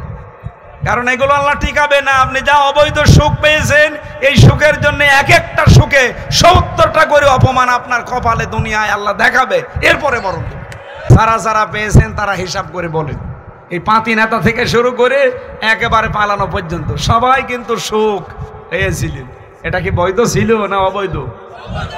যতটুকু পেয়েছেন অতটুকু অশান্তি পাবেন। একটার জন্য কয়টা? আমি মনে হয় এগুলো সব বানাচ্ছি, বানালে এসব মানুষ আমার ছেড়ে দেয়, এক কোণে হাত চেপে ধরতো না। আবার মনে হয় ওয়াজ আপনি বুঝে ফেলেছেন, এরপরেও যদি কেউ না বোঝার ভান করে থাকেন, এদিকে আসেন, কানের নিচে এমন জোরে 2টা দেব, সব টের পেয়ে যাবে। অবৈধ সুখ ভোগ করবেন আপনি, আর অবৈধ সুখের জন্য এখন 70টা করে অপমান নিতে চাবেন না। মানে কষ্ট আপনারও হয়, কিন্তু আপনার কষ্ট আল্লাহর জন্য না, রাসূলের জন্য না, মানবতার জন্য না। আপনার কষ্ট হচ্ছে এখন আপনার নিজের এই অবৈধ সুখের কারণ। বাইরের দেশগুলোয় কয়েকদিন আগে মালয়েশিয়া, সিঙ্গাপুর, থাইল্যান্ড, এই দেশগুলোতে যে দেখি শয়তানরা সব হোটেলে থাকে, সাহেব পাড়ায় থাকে না। 2 জন পেয়েছিলাম, বলছে কি এখানে? বলছে হুজুর আগেই পালিয়েছি। কেন? সাহেব পাড়ায়, ওখানে থেকে মায়ের খাবো। ওই জায়গায় গেলে জনগণ পিটিয়ে মেরে ফেলবে আমাদের, যা করেছি। এখন আফসোস করে লাভ আছে? অবৈধ সুখ পেয়েছিলেন, ধরাকে সরা জ্ঞান করতেন। এই 15.5 বছরে গোপন মিটিং হচ্ছে, এই নাম দিয়ে কত মানুষকে আপনি ধরিয়ে দিয়েছেন, জেল খাটিয়েছেন, জীবন নষ্ট করেছেন। আজকে তার ফল পেয়েছে কৃষক লীগ আর ছাত্র লীগ। 5 জন গোপন বৈঠক করার জন্য ধরা পড়েছে আজকে। একজন বলছে আহা কি আনন্দ আকাশে বাতাসে। আসলে দেখেন, আগস্টের 5 তারিখের আগে এটা ছিল ইসলামপন্থীদের উপরে, এখন উল্টিয়ে ওইটা গেছে ওদের উপরে। আর ওইটা কি যেমন তেমন ভাবে গেছে, আমাদের উপরে গেছে। শয়তানও বিশ্বাস করতো না, দা আপনার উপরে যা যাচ্ছে শয়তান না, এ দুনিয়ায় সবাই এখন বিশ্বাস করে যে আপনারা অবৈধ। এই কথা বলে না কেন? এই জন্য আমরা চাচ্ছি এই অবৈধ জিনিস যেগুলো আছে এগুলো যেন না থাকে, এগুলো সংস্কার করে পাল্টিয়ে ফেলে। যারা বারবার বলছে নির্বাচন নির্বাচন নির্বাচন, আমরাও চাই। বাংলাদেশে জামাত ইসলামীর যত এমপি দাঁড়ানোর কথা, কেউ যদি পাশ না করে, কুমিল্লার 14 গ্রামের ডাক্তার আব্দুল্লাহ মোহাম্মদ তাহির পাশ করবে, আমি লিখে দিতে পারি। যত মানুষই ওখানে দাঁড়াক না কেন, উনি 100টার কমপক্ষে 70টা ভোট পাবে। এত জনপ্রিয় লোক ওই জায়গায়। আমার সবচাইতে বেশি মাহফিল কুমিল্লায়। সেই লোকটা এই 7.5 মাস 8 মাস চলছে। বলেন তো একজনকে বলেছে যে আমাদের তাড়াতাড়ি নির্বাচন দেন? বলে না কেন? বলে না এই জন্যে যে আমি শুধু নিজে এমপি হয়ে পাশ করি না, আমি চাই যে সংস্কার হোক। কারণ এই মানুষগুলো যারা বসে আছে, এই 1628 জন, এরাই জালেমদের দোসর ছিল, এরাই দিনের ভোট রাতে করে দেখিয়েছে, এরাই 154 জন ডিক্লিয়ার দিয়ে যায়। কথা বলেন না কেন? এরা যদি আবারও থাকে, আর আছেও তো তাই, শুধু পাল্টিয়েছে জায়গাটা, কুষ্টিয়া থেকে ডিসি পাল্টিয়ে রংপুরে, রংপুর থেকে পাল্টিয়ে গাইবান্ধায়, এই চলছে। আমরা চাই 2732 জন মানুষ বিদায় নিয়েছে, এদের জীবনের মূল্য আছে। ওরা যেহেতু বৈষম্য দূর করার জন্য জীবন দিয়ে গেল, এরপরেও যদি বৈষম্য থাকে, এতদিন যারা বৈষম্যের শিকার হয়েছিল তাদেরকে নিয়ে আসে। এই মানুষগুলো যেহেতু জালেম অথবা জালেমদের দোসর, সব পাল্টান, এগুলো সংস্কার করে এই জায়গায় এতদিন পর্যন্ত যে মানুষগুলো এসটি হয়েছিল তাদেরকে নিয়ে এসে বসান। এক কথা বলছেন না কেন? তাহলে দিনের ভোট আর রাতে হবে না। আমার ভাইরা, যে কথাটা তুলেছিলাম, বিশ্বনবীর একটা হাদিসে আয়াতের তাফসিরে আমি পড়তে গিয়ে পেয়েছি, নাকি শেষ করে দেব? হ্যাঁ, আসলে কথা 1 ঘন্টা করে এখন বলি, বেশি বলি না। সেদিন ছেলে আমির আমারে বলছিল যে এত কথা বলার কি দরকার, পৃথিবীতে সবচাইতে বেশি বক্তব্য দিয়েছে সর্বশ্রেষ্ঠ মানুষ যিনি, মুহাম্মাদুর, ওনার জীবনের সর্বশেষ বক্তব্য খুব বেশি 27 মিনিট। 27 মিনিটে বিদায় হজের ভাষণে এত কথা বলেছিলেন, কিয়ামত পর্যন্ত মানুষে 27 মিনিট নিয়ে গবেষণা করছে, কোল কিনারা পাচ্ছে না। আর আমরা এমন বোমবাস্টিক মার্কা হুজুর, 27 ঘন্টা চলে যায়, আমাদের কথা শেষ হয় না, কারণ আমাদের কথাতে কোনো মাল নেই। এক কথা বোঝে না, আমি যে কথা বলেছি অন্তত কিছু মাল পাওয়া গেছে, কিছু পাওয়া যায়নি। আপনি শোক ভোগ করবেন, করেছেন যারা, পুড়িয়েছেন তারা। আর যারা কষ্ট পেয়েছেন আল্লাহর জন্য, রাসূলের জন্য, মানবতার জন্য, তাদের দিন এখন আসতেছে। মা ওয়াদ্দাকা রব্বুকা ওয়া মা ক্বালা, হে নবী, আপনাকে আমি ছেড়ে দেইনি, আপনার প্রতি আমি অসন্তুষ্ট না। ওয়ালাল আখিরাতু খায়রুল লাকা মিনাল উলা, সামনে আপনার দিন আসতেছে, আগে যা দিন কাটিয়েছেন সামনের দিনগুলো আপনার জন্য আরো উত্তম, আরো ভালো। সেই ব্যবস্থা আল্লাহ সামনে আমাদের দেখাবে ইনশাআল্লাহ। যাই করেছি এর জন্য যদি এক একটা কষ্টে 70টা করে শান্তি, সুখ, সমৃদ্ধি, কল্যাণ আল্লাহ দেয়, এ বাংলাদেশে ইসলাম কায়েম হয়ে যাবে ইনশাআল্লাহ। কিছু রামবাম হয়তো বাধা দেবে, রামবামদের বাধা আর কাজে লাগবে না, কারণ 100 জনের 66 জন মানুষ এখন চাচ্ছে এদেশে ইসলাম কায়েম হোক। আগস্টের 5 তারিখের আগে চাইতো মাত্র 100 জনের 15 জন, আর এই 7.5 থেকে 8 মাসের ব্যবধানে এখন 100 জনের 66 জন মানুষ ইসলামের দিকে অলরেডি ঝুঁকে পড়েছে। কেন? কারণ এই যে সমস্ত মানুষগুলো কষ্ট সহ্য করেছে, একটা ওনাদের কষ্টের জন্য শোক দেওয়া হবে কতটা? 15 বছরে কম কষ্ট পেয়েছে তারা। এ মাওলানা জুলফিকার আলী কতদিন বাড়ি ঘুমাতে পারে নাই, আর আমি তো 3 বছরই কাটিয়ে আসলাম ফাঁসির কন্ডেম ছেলে। এলে এক একটা দিনের কষ্টের জন্যে 70টা দিনের শান্তি আল্লাহ যদি দেয়, না দেবে না? না দিলে তাহলে এই আয়াতগুলো কি হবে? ইন্না মাআল উসরি ইসরা, অবশ্যই আল্লাহ দেবে। এই জন্য আমার বিশ্বাস আল্লাহ আমাদেরকে দেখাবেন। যে হাদিসটা বলার জন্য আয়াতের সাথে রিলেটেড, একটু ভালো করে খেয়াল করেন তো। আল্লাহর নবীর সাহাবী হযরতে আবু যার রাদিয়াল্লাহু তাআলা আনহু, তিনি নিজের বাড়ি থেকে নবীজির বাড়ি পর্যন্ত প্রায় 83 কিলোমিটার দূর। এত দূর থেকে তিনি আসলেন, বিশাল একটা লম্বা হাদিস তিনি বর্ণনা করলেন। নবীজির কাছ থেকে শোনার পর যাবার সময় বললেন, হে নবী, বারবার আসা যাওয়া আপনার কাছে আমার সম্ভব হয় না, আমি সব সময় আসতেও পারি না, তবে আমি যখন এসেছি বিশাল কথা আপনার কাছে আজকে শুনলাম, এত কথা আমার মনে রাখা সম্ভব না, আমি বাড়ি চলে যাচ্ছি। আপনি এমন কিছু কথা স্পেশাল ভাবে আমারে বলেন যেগুলো আমি দুনিয়ায় মেনে চলতে পারলে জান্নাতি হতে পারি। সুবহানাল্লাহ বলতে পারেন না? এবার নবীজি তাকে যে উপদেশগুলো দিলেন, এটা কি শুধু আবু যরকে না, আমরাও আছি? বলেন বলেন। এখানে এখন যে ওয়াজটা হচ্ছে এটা আপনার জন্য, আমার জন্য। বিশ্বনবী ডাক দিয়ে বললেন, ও সিকা বিতাকওয়াল্লাহ, হে আবু যর, তোমাকে আমার প্রথম উপদেশ, তুমি তাকওয়া অবলম্বন করো। কি বলেন বলেন, তাকওয়া কি? তাকওয়ার মিনিং আমি পেয়েছি চারটা। কেউ যদি বলে যে আমি তাকওয়াবান হয়ে গেছি, চারটা বিষয় তার জীবনে থাকা লাগবে। আল খাউফু মিনাল জালিল, আল আমালু বিত তানজিল, আল কিনায়াতু বিল কলিল, আল ইস্তি'দাদু লিয়াউমির রাহি। কয়টা বললাম? আল্লাহকে যেভাবে না দেখে বিশ্বাস করি, ওভাবে না দেখে ভয় করা লাগবে। আল্লাহর কোরআন অনুযায়ী আমল করা লাগবে। অল্পে তুষ্ট হওয়া লাগবে। আর আখিরাতের পুঁজি তৈরি করার জন্য সচেষ্ট হওয়া লাগবে। এই চারটা জিনিস যার ভেতরে পাওয়া যাবে, তার ভেতরে তাকওয়া পয়দা হয়েছে বলে বোঝা যাবে। নবীজি বললেন তুমি তাকওয়া অবলম্বন করো। সাহাবী বলেন, হে রাসূল, তাকওয়া অবলম্বন করো, এর আগেও আমি শুনেছি। তাকওয়া অবলম্বন করলে কি হবে? নবীজি প্রথমে বললেন, ফাইন্নাহু আযয়ানু লিআমরিকা কুল্লিহি, এই পৃথিবীতে যত কাজ তুমি করবে, তাকওয়া অবলম্বন যদি করতে পারো, তাহলে সব কাজের ভেতরে আল্লাহ সৌন্দর্য দিয়ে দেবে। সুতরাং আমাদের কাজ কারবার যদি আমরা সৌন্দর্য মণ্ডিত করতে চাই, তাকওয়ার বিকল্প কিচ্ছু নেই। যে কোনো কাজে হাত দিলে এই কাজটা সৌন্দর্য মণ্ডিত হবে, যদি ভেতরে কি থাকে? তাকওয়া থাকে। 2 নম্বরে তিনি বললেন, কুলতু জিদনি ইয়া রাসূলুল্লাহ, হে আল্লাহর নবী, হে রাসূল, আপনি আমাকে আরেকটু কিছু বলেন। এটা তো আমি মানলাম, বুঝলাম।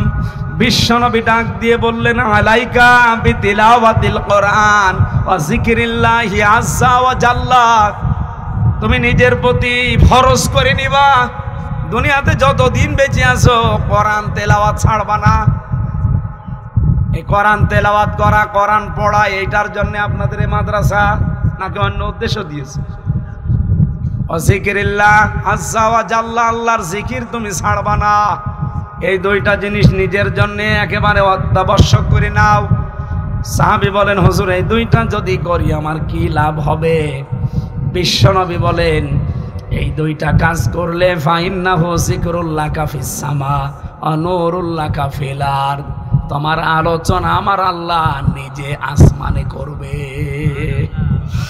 আজ ডক্টর মোহাম্মদ ইউনূস প্রধান উপদেষ্টা, উনি যদি আমার আলোচনা মন্ত্রী পরিষদে বসে বসে 10 মিনিট করে, আমি কি আর আমি থাকবো? দারোগা আমারে বলেছে চাষি, আমি কি আর মানুষ আছি? বাংলাদেশে একজন প্রধান উপদেষ্টা যদি আমার নামে 10 মিনিট আলোচনা করে ওনার মন্ত্রী সভায়, তাই যদি আমার আনন্দ দেখে কে? আর পৃথিবীর সব কিছুর উপরে যিনি মহান আল্লাহ, আপনাকে নিয়ে তার ফেরেশতাদের সামনে আলোচনা করছে। যদি দুনিয়ায় কোরআন তেলাওয়াতে থাকতে পারেন, আর যদি আল্লাহর জিকিরে আপনার জীবনটা নিমজ্জিত রাখতে পারেন। 2 নম্বরে, ওয়া নূরুল্লাকা ফিস সামা নূরুল্লাকা ফিল আরদি, জমিনে আপনি যতদিন চলবেন ফিরবেন, আপনার সামনে একটা অজানা আলো আল্লাহ দিয়ে দেবে, ওই আলোর নাম কোরআন। 3 নম্বরে সাহাবী বলেন, কুলতু জিদনি ইয়া রাসূলুল্লাহ, হে নবী, আপনি আমাকে আরেকটু কিছু বলেন। বিশ্বনবী বলেন, আলাইকা বিতুলিস সামতি, তুমি নিজের প্রতি এটা ফরজ করে নাও যে বেশি সময় আমি চুপ থাকবো। এটা আমাদের ভেতরে নেই। আমরা কথা বলতে আরম্ভ করলে আমার মনে হয় ওর চাইতে বক্তা এই দুনিয়ায় আর কেউ নেই। এই চার দোকানে যান, দেখেন এখনো অনেকে গেজাচ্ছে। 100টা কথা বলে 98টা মিথ্যা কথা। এরকম মানুষ দেশে নেই। চুপ থাকবেন। অনর্থক কথা, কাজ যেগুলো দরকার নেই। এই যে সেলফি তোলে অনেকে, আমার বিরক্ত লাগে। কেন সেলফি তোলা লাগবে? কি দরকার আপনার এই ছবিটা তোলা? কোনো দরকার আছে? বলে না, আমি স্মৃতি। কিসের স্মৃতি? এখন মরে গেলে তো আপনার স্মৃতি থেকে আমি হারিয়ে যাব। আরে স্মৃতি রেখে আমার কোনো লাভ আছে? এটা অনর্থক কাজ। অনেকে ওমরায় যাওয়ার সময়ও দেখি সেলফি তুলে ছেড়ে দেয় যে আমি ওমরাতে যাচ্ছি। একে ওমরা বলে না সেলফি ওমরা বলে? সেলফি ওমরা। আশা করছি আপনি এটা বুঝে ফেলেছেন। সাহাবী ডাক দিয়ে বললেন, হে নবী, আমি যদি বেশি সময় চুপ থাকি তাহলে এর উপকার কি? বিশ্বনবী বলেন, ফাইন্নাহু মাতরাদাতুন লিশাইতান ওয়া আউনুল্লাকা আলা আমরি দীনিকা, এই পৃথিবীতে শয়তানের ওয়াসওয়াসা থেকে তুমি বেঁচে থাকতে পারবে। আর তোমাকে আমার আল্লাহ দিনের যত কাজ আছে এই কাজে তোমাকে আল্লাহ সাহায্য করবে। সুবহানাল্লাহ বলতে পারেন না? এই জন্য চুপ থাকা এটা যে কত বড় একটা নিয়ামত, সবাই থাকতে পারে না। মাংস মাতা না যা, যারা চুপ থাকে তারা নাজাতের পথ পায়।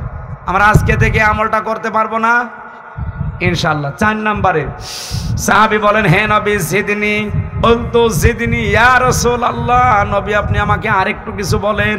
বিশ্ব নবী বলেন, ইয়াকা ওয়াদহাকা, তুমি হাসবা কম, হাসির ব্যাপারে কন্ট্রোল থাকবা। বাংলাদেশ, ভারত আর পাকিস্তানে আমি দেখলাম এই 3টা দেশে ডাক্তারদের নামে একটা মিথ্যা কথা ছড়ানো আছে। ডাক্তারদের নামে একটা মিথ্যা কথা ছড়ানো, কি বলে? হাসলে হার্ট ভালো থাকে। কে বলেছে আপনাকে? কোরআন বলছে ফালিয়াদহাকু কলিলা ওয়া লাবকু কাসীরা, বেশি বেশি করে কান্না করো, কম কম করে হাসো। আর কোন ডাক্তারের নাম নিয়ে আপনি এই মিথ্যা তথ্য ছড়িয়ে দিয়েছেন যে বেশি হাসো হার্ট ভালো থাকবে? আপনার হার্ট কি হবে পরের শব্দে আছে। সাহাবী বলেন, হুজুর আমি যদি কম কম হাসি তাহলে আমার কি হবে, আর বেশি বেশি হাসলে কি হবে? বিশ্বনবী পরিচয় দিলেন, ফাইন্নাহু ইউমিতুল কলবা, বেশি হাসলে তোমার কলব মরে যাবে। আর আমরা বলছি কলব জিন্দা হবে। 2 নম্বরে ওয়ায়াযহাবু বিনুরিল ওয়াজহি, চেহারার উজ্জ্বলতা আল্লাহ নষ্ট করে দেবে। আশা করছি আপনি কথা বুঝেছেন। এখন থেকে হাসি কন্ট্রোল করা লাগবে। হাসলে তাবাসসুম হাসি আসবেন, মিষ্টি হাসি। বিশ্বনবী বলেন, আমি যা দেখি তোমরা যদি দেখতে পারতে জীবনে কোনোদিন অট্ট হাসি দিতে না। যারা দেয় ওগুলো দুনিয়াদের কথা বাদ দিলাম, আমরা অন্তত যারা আখিরাতে বিশ্বাসী তাদের এই আমলটা করা দরকার না? এরপরে সাহাবী বলেন, কুলতু জিদনি, আপনি আমাকে আরেকটু কিছু বলেন। নবীজি বললেন, কলিল হাক্কা ওয়া ইন কানা মুররান, হক কথা বলবা, সব সময় সত্য কথা বলবা, যদিও এটা তিতা লাগে। এটা আছে এখন আর বাংলাদেশে, এটার আমল নষ্ট হয়ে যাচ্ছে। যদিও শুরু হয়েছিল আগস্টের 5 তারিখের পরে, কিন্তু এখন আবার আস্তে আস্তে বিলীন হয়ে যাচ্ছে। সাহাবী বলেন, হুজুর আমি যদি এই আমলটা করি কি পাবো? নবীজি বলেন, এই আমলের ব্যাপারে যে কথাগুলো আছে এই হাদিসে নেই, এর পরের হাদিসে আছে।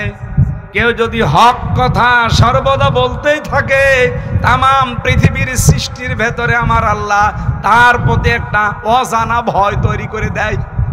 যারা হক কথা বলে, হকের উপরে টিকে থাকে, এমনি তাদের নিয়ে বাতিল যারা, এমনকি অন্যান্য সৃষ্টিও ভয়ে ভয়ে থাকে। আপনি দেখেন হযরত ওমর হক কথা বলতেন, তামাম দুনিয়ার কাফেররা ওমরকে দেখেনি, নাম শুনলেই ভয় পায়। কথা বলে না কেন? সাহাবী বলেন, কুলতু জিদনি, হে রাসূল আপনি আমাকে আরেকটু কিছু বলেন। নবীজি বললেন, ক্বালা লা তাখাফ ফিল্লাহি লাওমাতা লাইম, আল্লাহর পথে চলতে গিয়ে, দ্বীনের কাজ করতে গিয়ে কোনো দিন কোনো তিরস্কারকারীর তিরস্কার কানেই নিবা না। এখন সেই সময় আসে নাই। বলেন বলেন। সাহাবী বলেন, হে রাসূল বলতো সেদিন আর একটা কথা আমারে বলেন, আমি বাড়ি চলে যাব। নবীজি এই কথাটা বলার জন্য আমি হাদিসটা পড়লাম। বিশ্ব নবী আবার বললেন, লিয়াহজুজকা আনিন নাস মা তাআলামু মিন নাফসিকা, এটা মিশকাত শরীফের আছে। বিশ্ব নবী বলেন, যখন কারো বিরুদ্ধে কোনো কথা রটা দর মতো মন তোমার তৈরি হবে যে এর বিরুদ্ধে কিছু বলি, সঙ্গে সঙ্গে যেন এই চিন্তা তোমার ভেতরে আসে যে যার বিরুদ্ধে কথা আমি বলবো এ দোষ তো আমার নিজের ভেতরে আছে। কি আর যারা গিবত করেন চার দোকানে বসে বসে সমানে আল্লাহর রাস্তায় চালান আন্দাজে একজনের নাম নিয়ে আনন্দ পান, আমিও জানি। একটা বারের জন্য যদি চিন্তা করতেন যে দোষ আমি তার উপরে দেই, তার যে দোষের কথা মানুষের কাছে বলে তারে কালার করি, এই দোষ তো ওর চাইতে আমার ভেতরে বেশি। কথা বলেন। যখন এরকম কিছু মনে আসবে তখন নিজেকে কন্ট্রোল করবা, এই বলে সাহাবী বললেন, হুজুর আমি এবার বাড়ি যাই। বিশ্বনবী বললেন, যাও, গ্যারান্টি দিয়ে দিলাম যদি এই 7টা কথা মানতে পারো আমি নবী বলছি তুমি জান্নাতি। এটাকে সাহাবী আবু যরকেই শুধু নাকি আমরাও আছি? আমরা যেন 7টা কথা আজকে পুঙ্খানুপুঙ্খানু ভাবে মানতে পারি, আমাকে সহ প্রত্যেককে আল্লাহ তৌফিক দেন, বলেন আমিন। আমি জেলখানায় থাকতে মেয়েদের জীবনের ওপরে সাংসারিক বিষয় নিয়ে 2টা বই লিখেছিলাম। পারিবারিক জীবনে দাম্পত্য কলহ কেন হয় আর এটা সমাধান করা লাগে কি দিয়ে? কোরআন হাদিস দিয়ে, সাহাবা একরামের জীবনী দিয়ে লিখেছে। যে স্টেজে আছে কয়েকটা মনে হয়, আপনার স্ত্রীর জন্য, মেয়ের জন্য নিয়ে যাবেন, ছেলেদের জন্য একটা, মেয়েদের জন্য একটা আছে। এটা যাওয়ার সময় নিয়ে যান, কাজে লাগবে। পোড়াটা পড়াবেন তাদেরকে। তোমার বান্দাবান্দিরা তোমার নবীর ঘরে যা দিয়েছে আল্লাহ কবুল করে নাও। যতটুকু এগিয়ে এসেছে তোমার বান্দাবান্দিরা, তোমার রহমত ওইদিকে অতটুকু এগিয়ে দাও। এ মাহফিলে যতগুলো কথা শুনেছি প্র্যাকটিক্যাল লাইফে আমল করার তৌফিক দাও। মা বোনদেরকে খাদিজার মতো, আয়েশার মতো বানিয়ে দাও। আমি সহ যারা অসুস্থ আছি আমাদের শেফায়ে কামেলা যারা নসিব করো। এই শহর এলাকা, পাবনা এলাকায় মাটির নিচে যারা ঘুমিয়ে আছে আল্লাহ কোরআনের ইজ্জতে তাদের খবরগুলো জান্নাত বানিয়ে দাও। এ মাদ্রাসার দায়িত্বে যারা আছে তোমার নবীর ঘর হিসাবে তাদেরকে তুমি মঞ্জুর করে নাও। আল্লাহ আমার কণ্ঠটা আমি ভিক্ষা চাই, কথা বললেই গলা ব্যথা হয়ে যায়। জালেমরা এমন কোন জায়গা নেই আমার শরীরে যেখানে টর্চার করে নাই। মেহেরবানি করে আমার শরীরটা তুমি আগের অবস্থায় ফিরিয়ে দাও। আমার কণ্ঠটা তুমি কোরআনের জন্য ভিক্ষা দাও। বারাকাল্লাহু লানা ওয়া লাকুম ফিল কোরআনিল আযীম। মরণ আসলেই যেন পড়তে পারি লা ইলাহা ইল্লাল্লাহু মুহাম্মাদুর রাসূল।